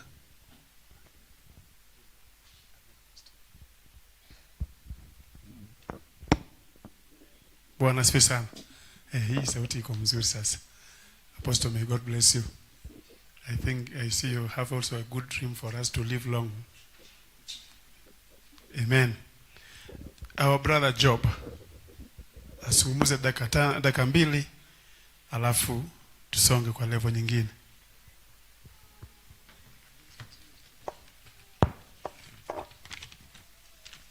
Bwana Yesu asifiwe. Praise God, watu wa huko nyuma. Thank you very much. I'm going to speak on behalf of Gen Zs. Jonzi oe. Naona mko gangari. I'm going to ask you few things. Na kama rafiki yako or your neighbor has not done it, kindly unaweza mkumbusha fanye. That's voter registration. Majenzis wengi tunatokea kwa streets protesting that Ruto is bad or the government is not doing the right thing. Now the time is here. We only remaining with few years, only 1.5 years, then we are going to vote. So naomba mchukue kura. When that time comes, tunachagua wenye tunataka, si ndivyo?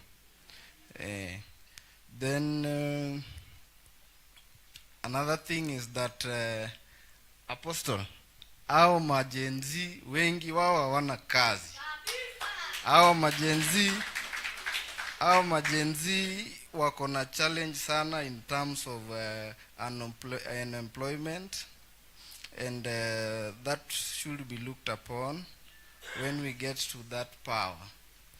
Wengi wangapi wanasema nikisema Babu Owino mnasema hoye. Gen Z. Babu Owino. Babu Tibim. Poleni sana kwa hayo, lakini I'm an ambassador of Babu Owino. Yes. Na tunakuja kwa ground na uzuri na mabaya. Si ndio? Gen Zs, I want us to do this. Kuna online platforms, that's Facebook, X, and and TikTok. Hello? So these platforms, we can utilize them well to promote our agenda. We air our grievances, and we make sure that we be heard. Kwa hivyo, kwa hayo machache nilitaka niwasalimie. Sikuambia jinangu. My name is Job Omondi. I come from Dagoretti South constituency. I'm the representative of Dagoretti South. I represent Babu Owino and I represent Apostle. So mkituona mahali mnatusalimia tu. I hope hapa mbele sisi pia tutakuja tuwaambia agenda yetu, na kama mtakubaliana na sisi mpewe Babu Owino kura. Na mimi nitakuja niwaongeleshe kama Gen Zs. Babu Owino si stranger kwa hii dunia, si ndio? And when that time comes, nawaomba tu tafadhali mumuangalie na macho ya huruma jinsi Yesu aliangalia wale wezi wawili wenye walisimama na yeye, si ndio? Gen Z power. Thank you, man. God bless you. Amina. That's our brother Job. That's our brother Job. I only want to ask us is that hata kama Job ameongea mambo ya Babu Owino, he is subject to our vetting. He is subject to our vetting. Akianguka mtihani, miguu juu akienda. Akipita ni sawa, akianguka si baba umesema namna hivyo. Baba amesema. Unajua sasa sisi yule baba mwingine alienda. Lakini sasa hapa ndani sisi tuko na baba anaitwa Ndura. Ni Mwaigwa. Na amesema vizuri sana kwamba he has volunteered himself to lead us for this change. Na my brother Majana amesema kwamba he will be the next person to support him.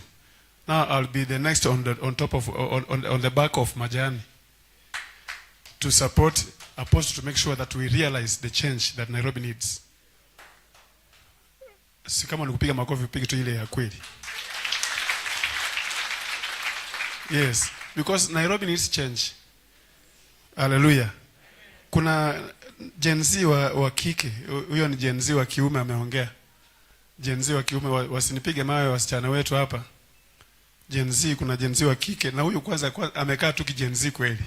Hata mkimwona akitokea tu hivi anakaa Gen Z. Unajua huyo ni Gen Z official.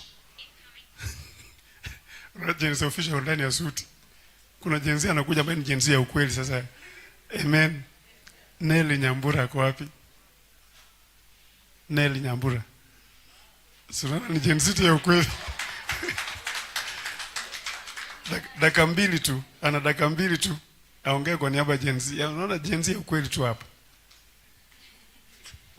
Msaseni? Wa? Mimi sina mengi ya kusema juu mingi hadi muongelelewa. Si umesikia venye tumeambiwa? Tuchague wenyewe leader mwenyewe akona heart, not the leader that chase the rat. Tumeona kama venye Sakaja wako. Tuliochagua na roho moja lakini hadi ukienda kumlilia, anaweza kusikia saa hizi. Siku ya campaign alikuwa anakukanja do vizuri mpaka anakuambia shika do. Saa hizi unaweza mpigia tenje kweli? Tunafikiria ama aje? Saa sina mengi na mkwetu na sikupoa. Unaona hiyo ndio lugha ya hiyo ndio lugha ya Gen Z. Ati alikuwa anatukanja do. Saa hizi wewe mpigia tenje. Sasa unajua wale wazee wa BBC, yani born before computer, wanashindwa tenje ni nini? Kukanja ni nini? Hallelujah. Sasa raundi hii hatutataka mtu mwenye anakuja kutukanja. Amina. Sisi ndio tutamkanja. Sisi ndio tutamkanja do kama anataka. Amina. Nataka pia mama pia wakilishwe na chairlady wetu.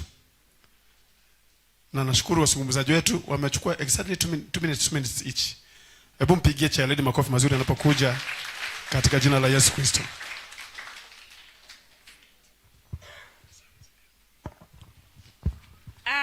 Bwana asifiwe. Bwana asifiwe tena. Gai, mumechoka? Mmeboeka? Mbona mko chini hivyo? Makofi ya apostle wetu iko wapi? Makofi, makofi, makofi, makofi, makofi. Wow.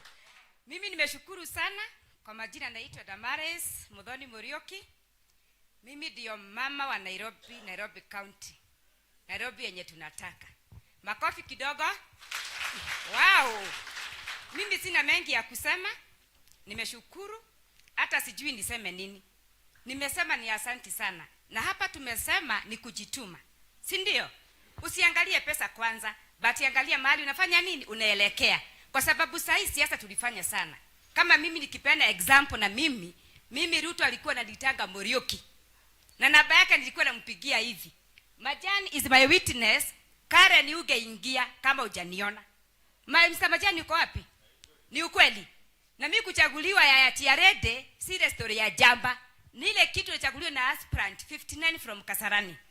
Na tulikuwa mwanaume na mimi. Nilipata voti zote bila kupingwa na mtu. Makofi kidogo jameni. Makofi kidogo.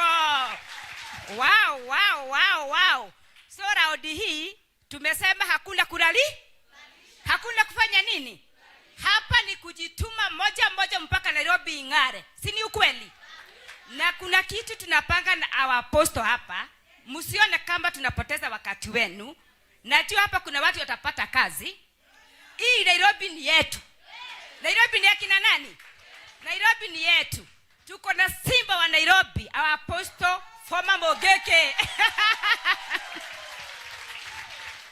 Amesema hakuna kiti anataka. Umeelewa hivyo? Hakuna siti hata moja anataka.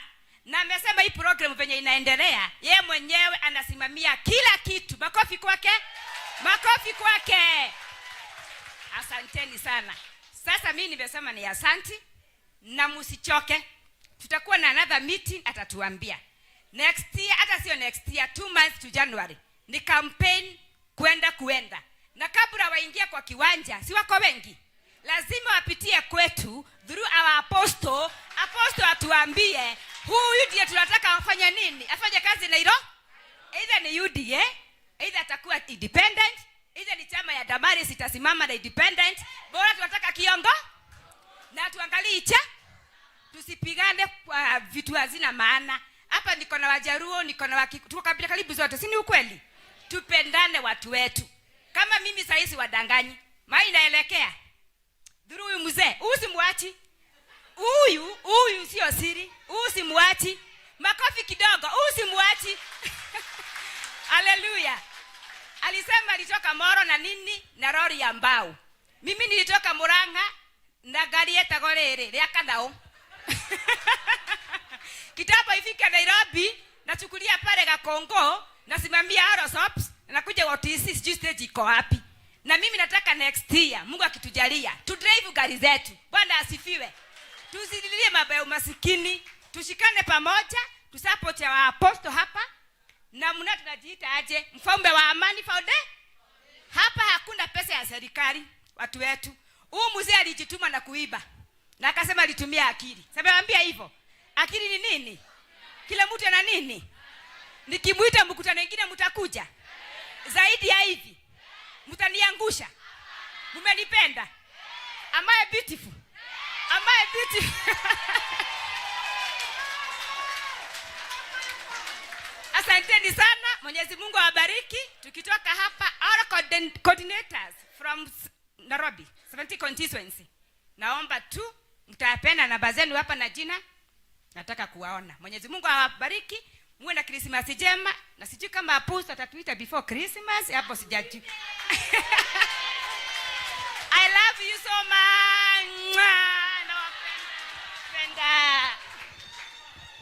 Piga Damaris makofi mazuri, our chairlady, our able chairlady. She has said, amesimama akasema, am I not beautiful? Let me also say, am I not handsome?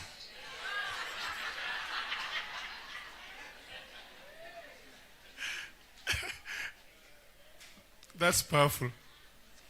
We must shape Nairobi to go our direction under whichever circumstance.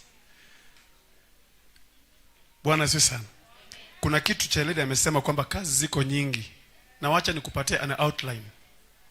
Ndio unaposhika maono haya na mkono wako, unayashika maono haya ukijua Nairobi ni yako. Sio yao, ni yetu sisi. Sisi ndio tunashika. Wakati serikali yote inapoingia kwenye mamlaka, inaingia kwenye mamlaka. Tunaongea ki-county level kwanza. Tunakuanga na over 30 nominated MCAs. 40 nominated MCAs. Mumenipata? Apostle amesema tutakuwa na mkataba ambao tutakuwa tumeweka na mtu yote mwenye anakuja, mwenye tunatembea na yeye, tutakuwa na mkataba, written agreement, a memorandum of understanding signed by both parties, him or her versus us, kwamba akiingia hii ndio tunataka, hii ndio tunataka, hii ndio tunataka, hii ndio tunataka. Hata hizo nominated tunastaka. Si unaona kazi ziko. Kuna kuanga na watu wanaitwa CECs kwa counties zote.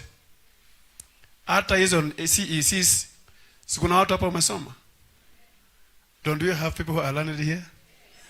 There is a pastor, a reverend who spoke to us. She said she's a graduate in the area that she said. I'm also a graduate, by the way.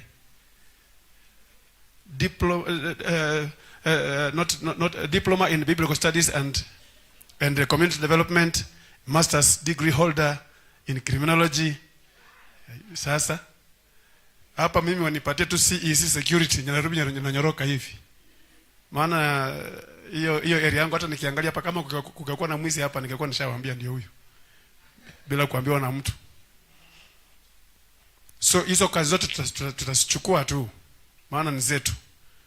Then in every constituency kuna kuanga na points county. Zile ambazo mnaendanga mkisema kwamba kwa kanjo. Kila constituency kuna kuanga na nafasi ya watu 100.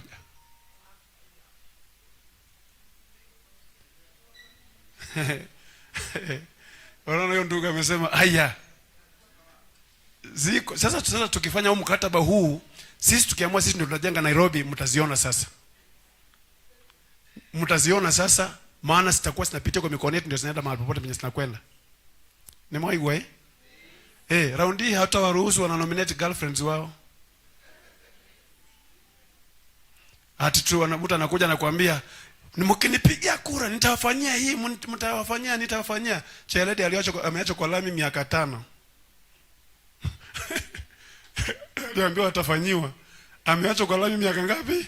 5. Lakini round hii haukai kwa lami. Then kuna kuanga na kitu kinaitwa kuna kitu kinaitwa au ma CECs wanakuanga na ma deputies wao. Unajua CEC ni kama kwa national government ni kama CS. Na every CS anakuanga na principal secretary. So ma CEC pia wanakuanga na ma principals wao. Hata hao tunataka hapa ndani watu wakuwe hapa ma CECs na wengine wakuwe ma principals wao hapa. Wa Nairobi County. Bwana asifiwe sana. Na Mungu anatubariki sana. Kufikia hapo nataka kutamatisha, lakini kabla nitamatishe, ukijua uko hapa ndani na haukuandika jina lako kwa karatasi inafanana na hii. Form inafanana na hii, kama hukuandika jina lako kwa karatasi kama hii. Ufanye hima uende pale kwa desk pale nyuma. Kuna wasichana wetu wawili, majenzizi wawili, mmoja ako na goggles ama specs na mwingine amekaa upande huu. Watakusoti kabla tumalize na closing votes of thanks. We are just coming to the close. Pastor, just take this one for me behind there. If you know that your name is not on either of the forms, make a point of making sure that, give me the nyuma. Uhakikishe kwamba jina lako liko hapo na Mungu wa mbinguni atakubariki sana.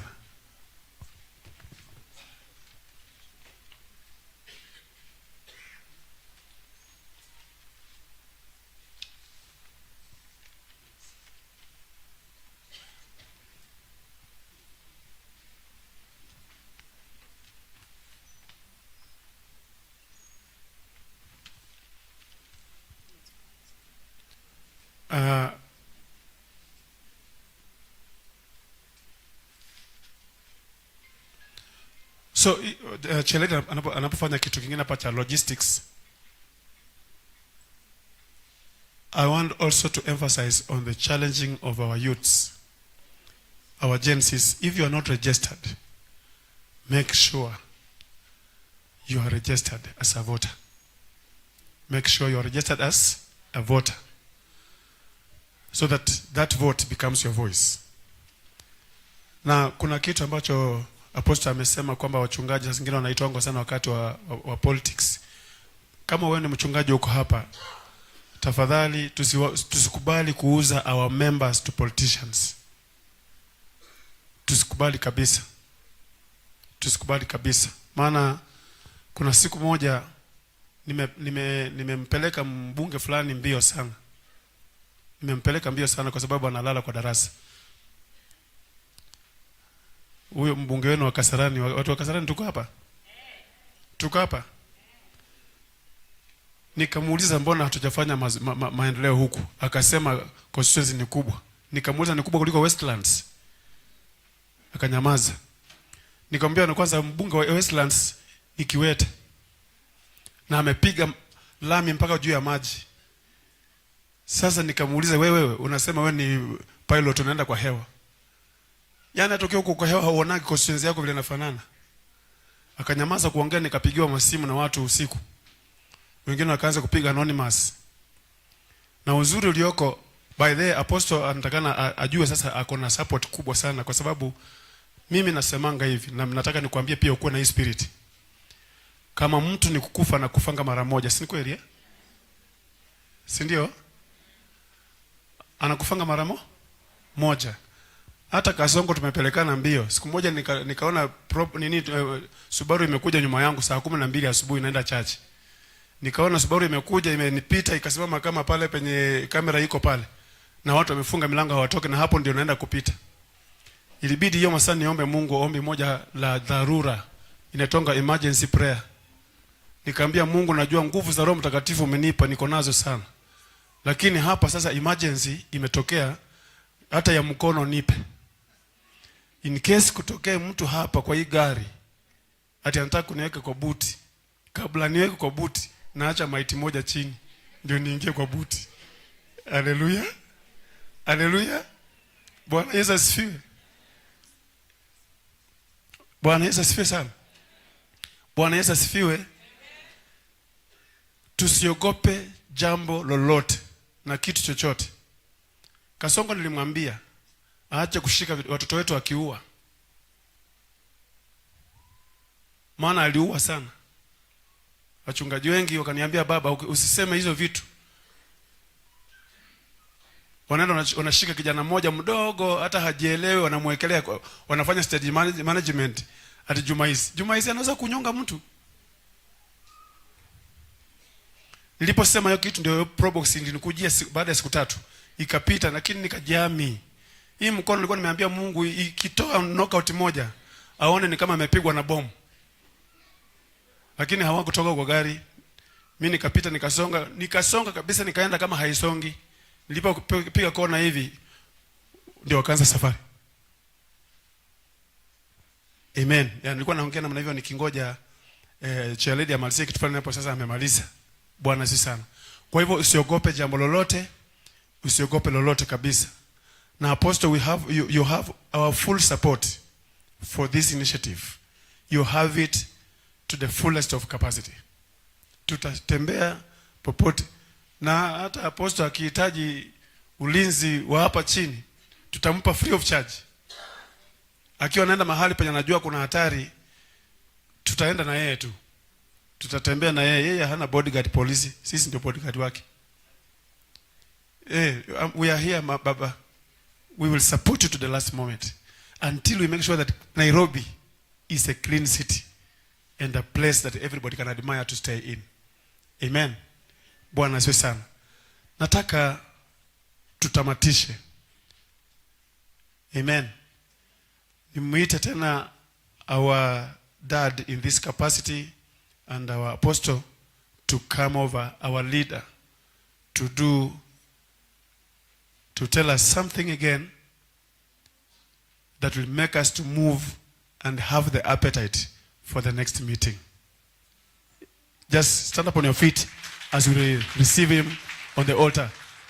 It's okay to You may be seated. Ama mnekuwa nataka kusimama kidogo. Hebu simama stretch kidogo. Tuibe kekosho moja. Kekosho moja iwekwe basi.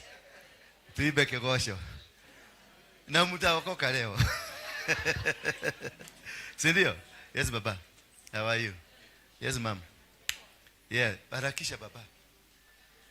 So, tukiwa kama tumesimama hivyo, wangapi wamekubaliana kutoka leo tutaanza safari moja?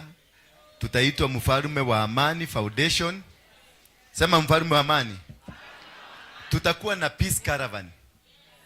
Tutazunguka Nairobi yote, tu declare na tuseme hakuna vita na hakuna damu itamwagika kwa sababu ya siasa. Wangapi wako tayari tuzunguke Nairobi vizuri? Tuzunguke kila mahali. Tuende kila mtaa. Si ndio? Wangapi wamesema lazima amani ipatikane? Hakuna siku damu ya Mkikuyu, damu ya Mkalenjin, damu ya Mjaluo itamwagika Kenya kwa sababu ati nilikuwa napigania kitu. Ati napigania mtu. Hata waizi wote. Wangapi waizi kwa hii nyumba? Tuko na wao. Mimi naona. Najua nilikuwa mwizi. Nilikuwa pickpocket hapa UTC. Naona hata nikiangalia pale kuna mmoja, pale kuna mmoja, pale kuna mwingine. Lakini hapo sijaribu kutoa kitu kwa sababu Mungu wako hapa, malaika hapa watakushika. Simameni mami. Tunasimama, tusimame. Tunataka lazima tuimbe roho shuka, roho shuka, roho. Si ndio? Haya. Tusikie wimbo alafu tena turudi hapa. Dakika tu. Boss, mnafanya nini? Haya. Piga makofi ya juu. Juu. Ukiona mtu apigi makofi anakuwa mchawi. Hebu angalia mwenzako. Ukiona asimami nigedito amekalia. Huyo ndio adui yako. Wapi shangwe na vigelegele? Piga nduru! Baba pokea sifa. Baba pokea sifa. Baba pokea sifa. Baba pokea sifa. Baba pokea sifa. Baba pokea sifa. Hakuna kama wewe, Baba pokea sifa. Baba pokea sifa. Baba tunakuimbia, Baba pokea sifa. Baba pokea sifa. Haya buruka hivi kidogo Jose Yesu. Turuka hivi. Ruka juu. Kaa miguu yako chini urukia Yesu. Baba tunakuchezea, Baba pokea sifa. Baba pokea sifa. Baba tukurukia, Baba pokea sifa. Baba pokea sifa. Baba tukurukia, Baba pokea sifa. Baba pokea sifa. Kutumaini sina ila damu yake Yesu. Sina wema wa kutosha, dhambi zangu kuziosha. Haleluya. Amen. Tunaweza kuketi. Sasa si umeburudika kidogo? Asante sana. So, wagapi tumesema tutafanya hiyo kazi? Tuzunguke Nairobi. Inua mkono wako juu. Sasa akili ni mzuri. Wagapi tumesema tutapunguza ujinga? Si kupunguza, ni kuondoa. Sasa kuna kitu nataka tupitishe leo. Maana hii ni buge. Sema ni nini? Hapa ndio tutapitishia. Kutoka Nairobi, kutoka sasa imeanza kubadilika. Kupitia kwa viongozi hawa tutatafuta expert. Sema expert. Wakae chini wachore ile Nairobi tunataka. Wafanya nini? Wachore ile Nairobi tunataka. Kama ni barabara 5 tunataka kwa miaka 5 ijayo ni barabara 5. Kama ni soko tunataka soko namna gani? Kama ni mambo ya kutafuta kazi tutafanya namna gani? Tumekubaliana? Hiyo ndio itakuwa blueprint yetu. Sema blueprint. Sasa mtu wa Babu Owino, simama tu kidogo. Mtu wa Babu Owino utamuleta wapi? Mahali tutasema. Tumwambie blueprint ndio hii. Fanya mtihani. Akipita tutampatia. Akianguka aende akiedaga. Tuite mwingine. Tuite anaitwa Basega, anaitwa nini? Tuite Basega atuambie. Akianguka aende akiedaga. Tuite Kagore. Kagore akikuja akianguka aende akiedaga. Na tukipitisha hiyo yote tuchague mtu mmoja. Hawa wengine tutawaambia muende nyumbani na mtisupigie kelele. Hatutaki kusikia sauti yenu ama microphone yenu ama anything. Tushachagua kiongozi. Wachana na sisi tufanye nini? Biashara zetu. Na wakijaribu kutoka kwa barabara, si mnajua tunajua hiyo kazi. Ni kuchukua hizo vitu zake na magari zake tuweke kado na yeye tumweke mahali akae baka kule imalizike. We are taking Nairobi by power. Sema by what? By power, by fire. Hatutakubali ujinga kushinda watu wanazunguka huko. Sasa unaniangalia vibaya, unaniuliza sasa tukose pesa. We must change. Lazima tufunge tumbo yetu, lazima tufunge maisha yetu, we bring a change. Wangapi wako for that? Kama ni MCA hatutaangalia chama, tutaangalia quality. Kama ni MP hakuna chama, ni nani? Hata akikuwa chama ya ubwa, as long as ako na quality, We are going for that. Are you mnanisikia hivyo? Na mnajua nikisema nimesema. Na tunapitisha. Si tunapitisha? Asante sana. Mungu awabariki. Kwa hivyo sasa nitawaita, nimewaomba tarehe ngapi? 31 usiku mkuje tuombee hii safari. Maana kutoka Januari tarehe 14 hapo ndio tutaanza safari ya kuzunguka Nairobi kutangaza amani. Kwanza tuzunguke Nairobi, tuwe na kitu inaitwa Peace Caravan. Na tutatoka sisi yote. Tuzunguke Nairobi mzima. Tuende katuwekera, tuambie Mjaruo sasa ujinga imeisha. Tuende kule kugine kwa Kikuyu ujinga imefanya nini? Tutavute Waluya, tuambie ujinga imefanya nini? Tunataka kubadilisha Nairobi. Hello. Bwana Yesu asifiwe sana. Sasa kutoka hapo we'll make other decisions. Kwa hivyo mkiweza on 31st mkuje usiku, tutafanya maombi specifically for the, si ya kuruka mwaka, specifically to pray for the journey ile tutaanza.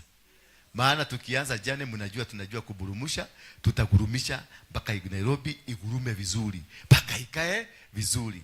Na sisi ndio tuta make decision. Sema ende ukienda nyumbani, uende ukiambia mtu sisi ndio tuta make decision.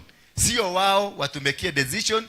Tutakuwa na blueprint, tutakuwa na structure, alafu wale watu wote wanatafuta kazi. Sema kutafuta kazi. Hakuna mtu ataenda Dubai kutafuta kazi tena. Hapana. Hakuna mtu ataenda Dubai kufanya nini? Kwenda kuosa nyoka huko ndio apate pesa. Hapana. Hapana. Kenya hii tuko na kazi ya kutosha. Unaona hizi vitu tumetengeneza hii? Inaitangwa nini hii? Inaitangwa interior designs. Hii haikudesigniwa na watu nilitoa nje. Wale criminals tulikuwa na wao ndio tulitengeneza na wao. Wale tulikuwa nao Kamete, hawa vijana wakora, muizi wa buduki, muizi wa kisu, muizi wa pickpocket, niliwalete pamoja, tukatengeneza katimu, tukaruda. Nikawa train wakajua. Bwana Yesu asifiwe sana. Sasa niko na wao 1,100. Na mimi hapa kai kanisa yetu hatutakagi mtu mzuri. Tunataka mtu mbaya. Wale watu wa kulala biguni wanakuja asubuhi, hapa msikanyage. Hapa tunataka watu wanaishigi wapi? Wale tunakaaga na wao wapi? Hapa duniani.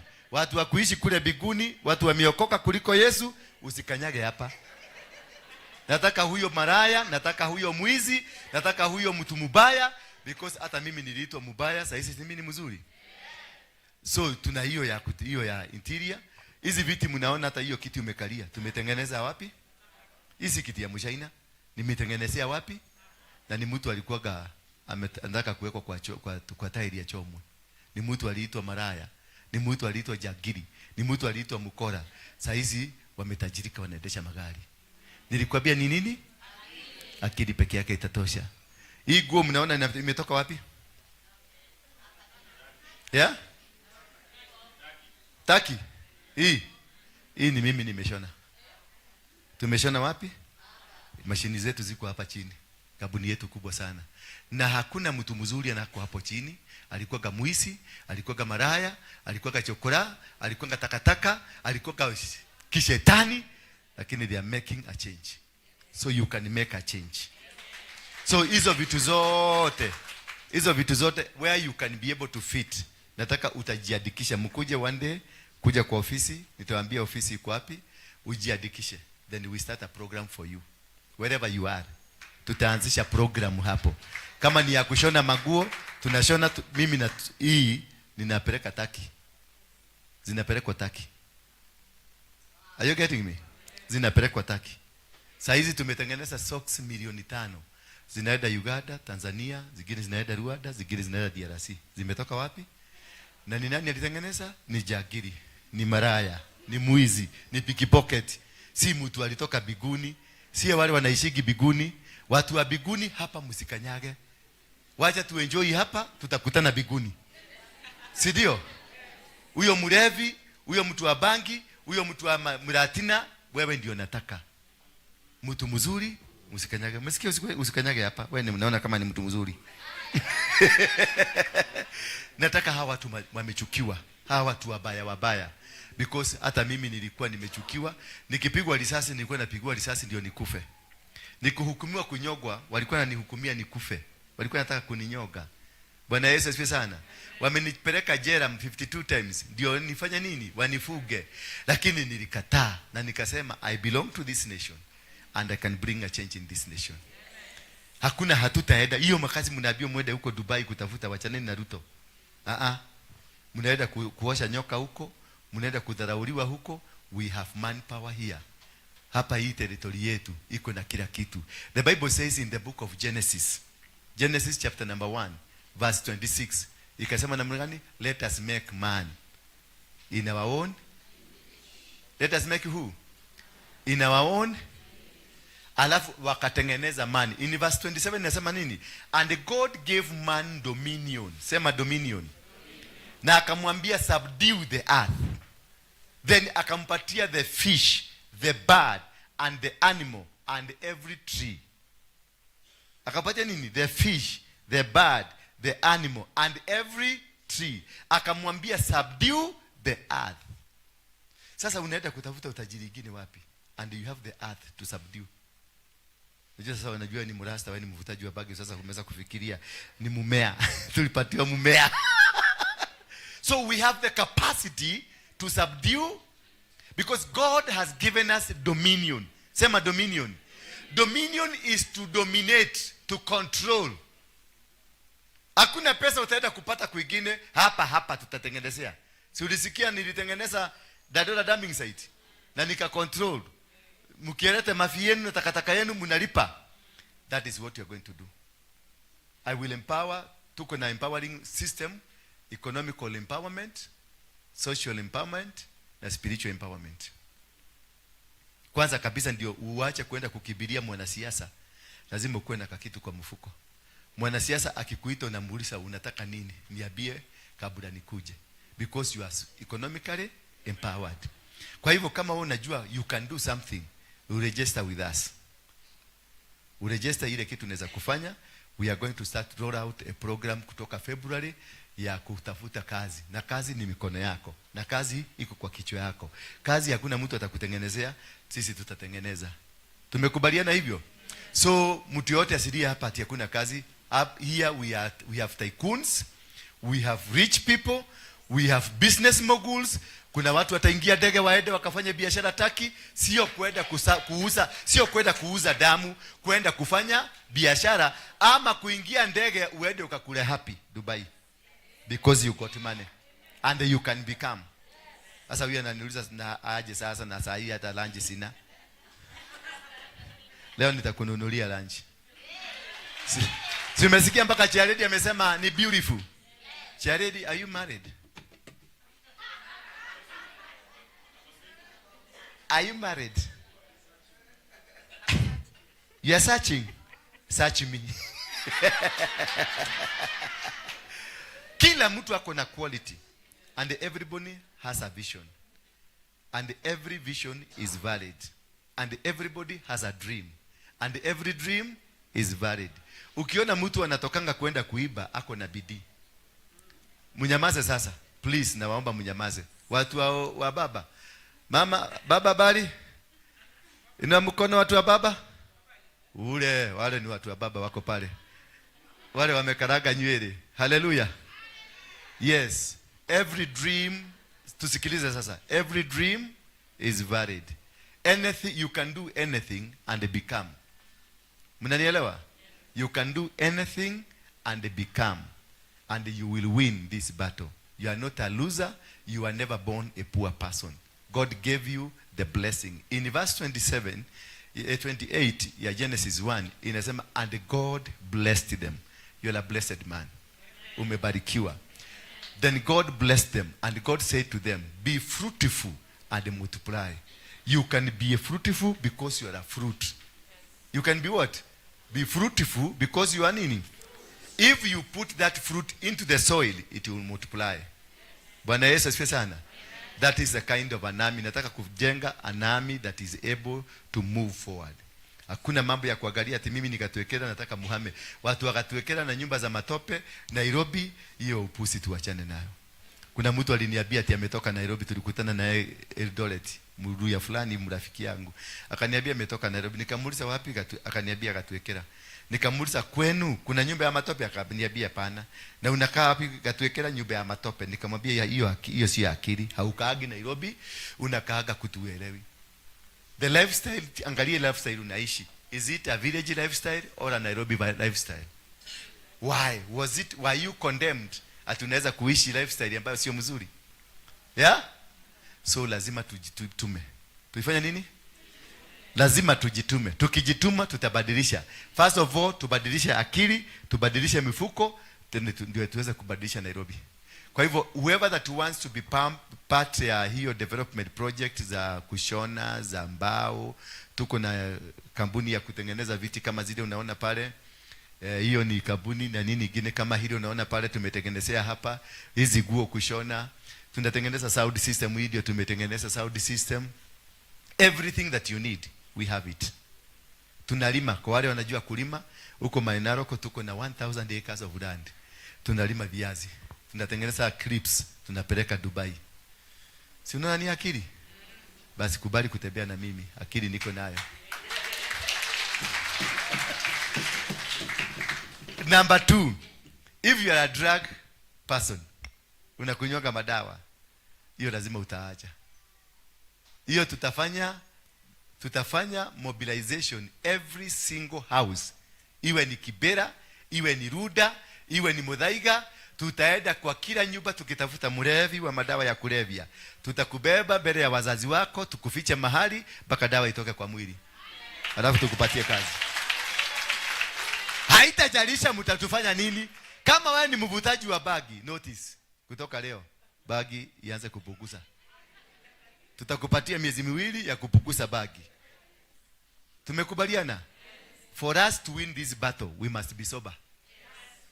Hallelujah. Kama wewe ni wakane, ile mnaweka kwa mfuko kanudhu.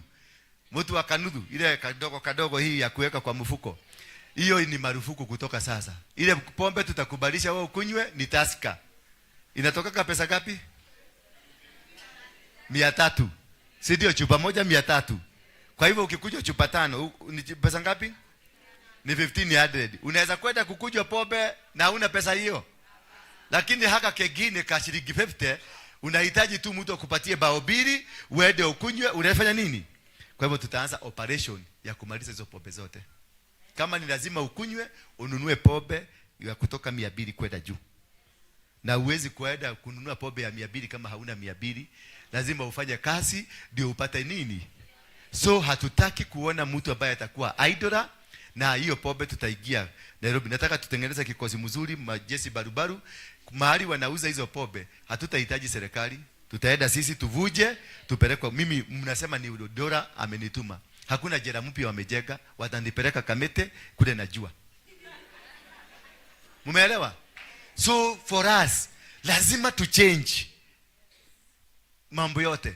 The systems, how we are living, how you are doing, venye unakula, venye unavaa, venye unafikiria, venye unatembea, lazima tufanye nini? To change.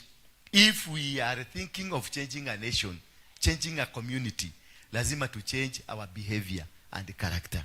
If we must work together, our character lazima ikue kitu ambayo kila mtu ataipenda. Watu wakiona hawa watu wanasema wow, those are great men. Wale watu wamewahi kushinda dunia yote. It is because their character is good.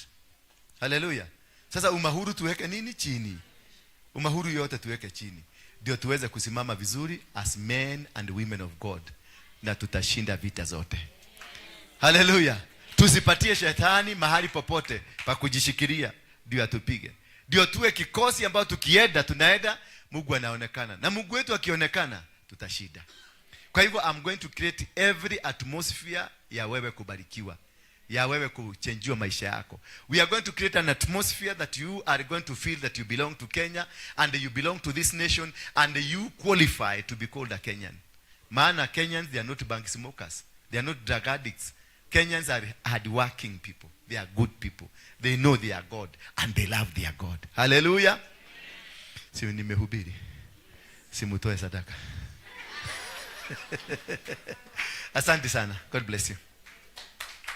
Kwa hivyo tukubaliane kutoka sasa, safari ndio hiyo ya kurekebisha kila kitu, tabia zetu, maisha yetu, finances zetu, kila kitu. I am ready to lead you on that and make a nation a proper and a good nation. Amen. Makofi mazuri tena zaidi hapo. Amen. That is so powerful. Nataka tuweze kupatwa a vote of thanks by one of our own servant of God. I don't know where Pastor Grace is. Pastor Grace. Amen.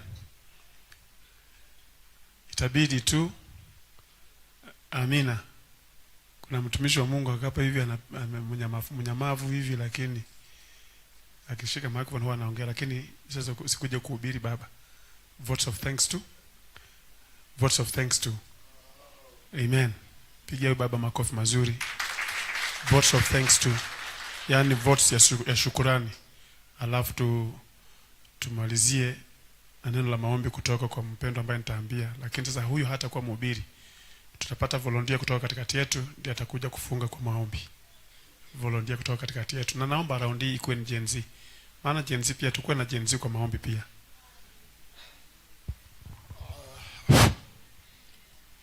Asante sana.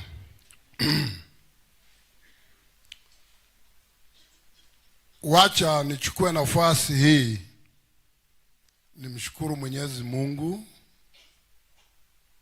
Mungu aliye mwema, Mungu aliye mwenye baraka, na Mungu anayekuza, na Mungu anayeinua na kubariki. Hii ni siku ambapo imekuwa ni siku mzuri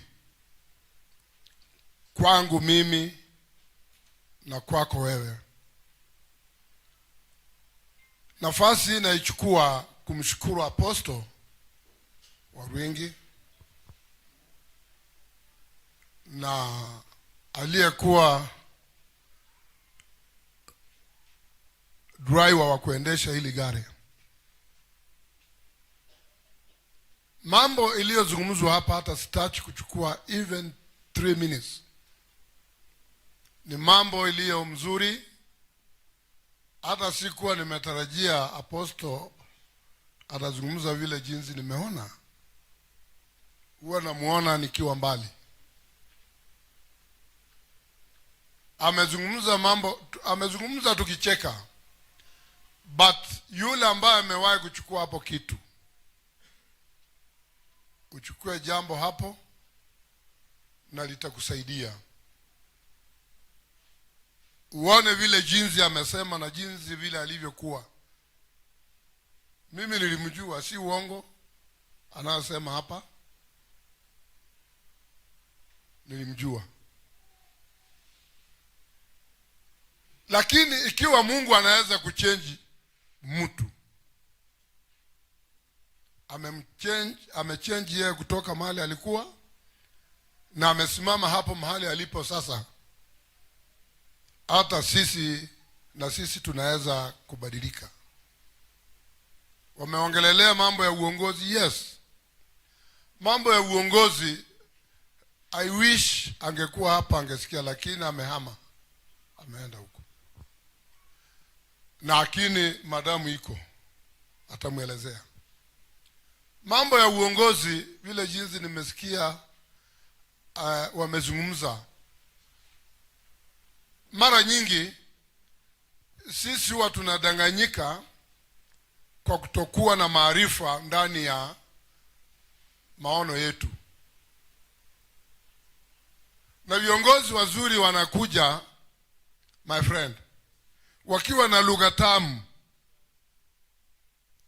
Tunafutiwa na hiyo, na hatujui yeye ni nani. Tunakuja kuona sura kama amechukua kiti. Ya mwisho, mambo ambapo Apostle amezungumza na kusema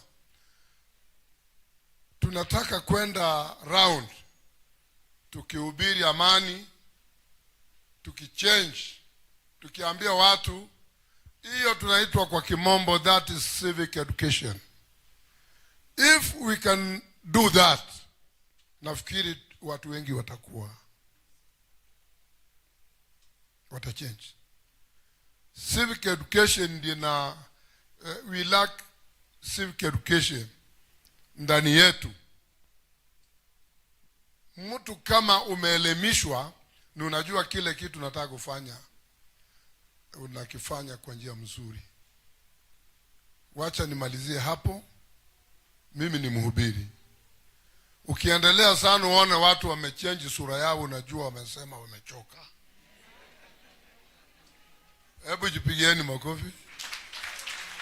Na hiyo kitu nimeona.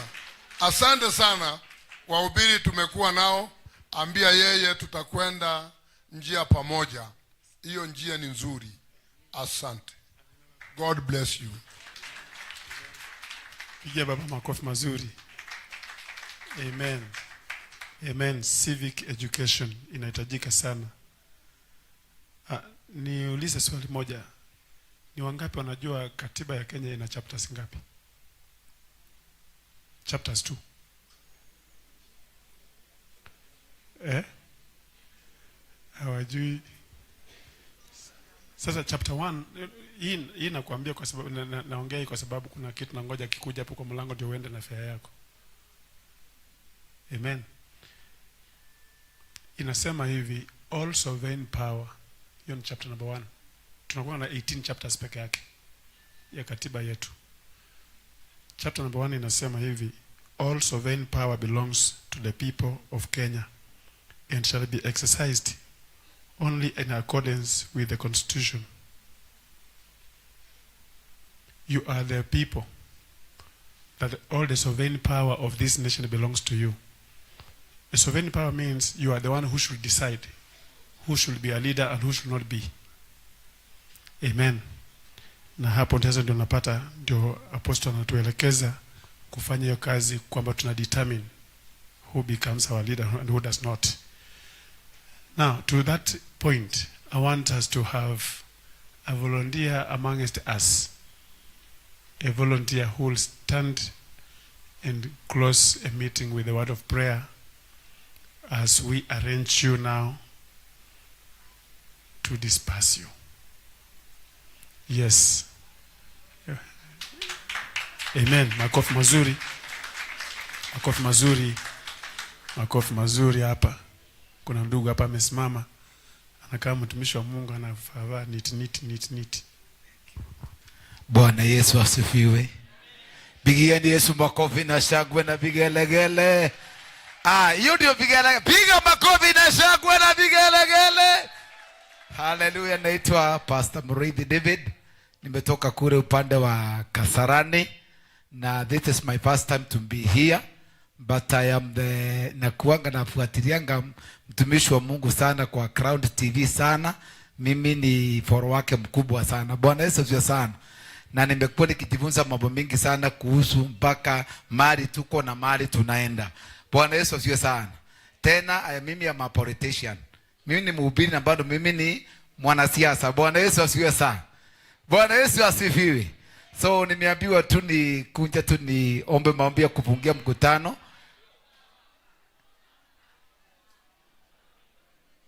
Ati? Sawa. Twasema Baba, twasema sante, twasema simama ashwari. Baba twasema asa, Baba twasema asa, Baba twasema asante ewe Mungu. Everlasting Father, in the name of Jesus, we thank you, we honor you, we glorify your mighty name. Asante Bwana kutukusanyisha mahali hapa sote mchana wa leo. Baba yangu umekuwa mwaminifu na umekuwa mwema tangia tulipoingia mahali hapa. Baba, tumefundishwa mengi, tumeongeleshwa mengi. Baba, tunaomba hiyo roho ambayo Baba tumeipokea kutoka hapa kutoka leo. Baba, tukawe mfalme, the ambassadors of peace in our areas, in the mighty name of Jesus. My Father, ninawaombea viongozi wote ambao wamekuwa mahali hapa na ambao wameshikilia mkutano huu. Baba, rehema yako ikawatoshe, na wale ambao tumekuwa hapa tumekaa chini tukiwasikiza, ninawaombea baraka zako na rehema zako. zako, mbali wataenda. Ninaomba malaika wako Bwana kawaongoze na kawabariki, na chochote wanahitaji Baba ukaweza kuwabariki. Na ni katika jina takatifu la Yesu tunaomba na kuamini, semeni amina. Pigieni Yesu makofi mazuri na shangwe na vigelegele. Barikiwa. Amen. Amen. Bwana Yesu asifiwe sana. So tunamalizia Pastor Grace, dakika moja tena please, pale pia niko tu ndio tu release hao wapendwa appropriately. Tunataka tufanye namna hivi. Bwana asifiwe sana. Tunataka kwa release na tunataka tukue na mahali pawili.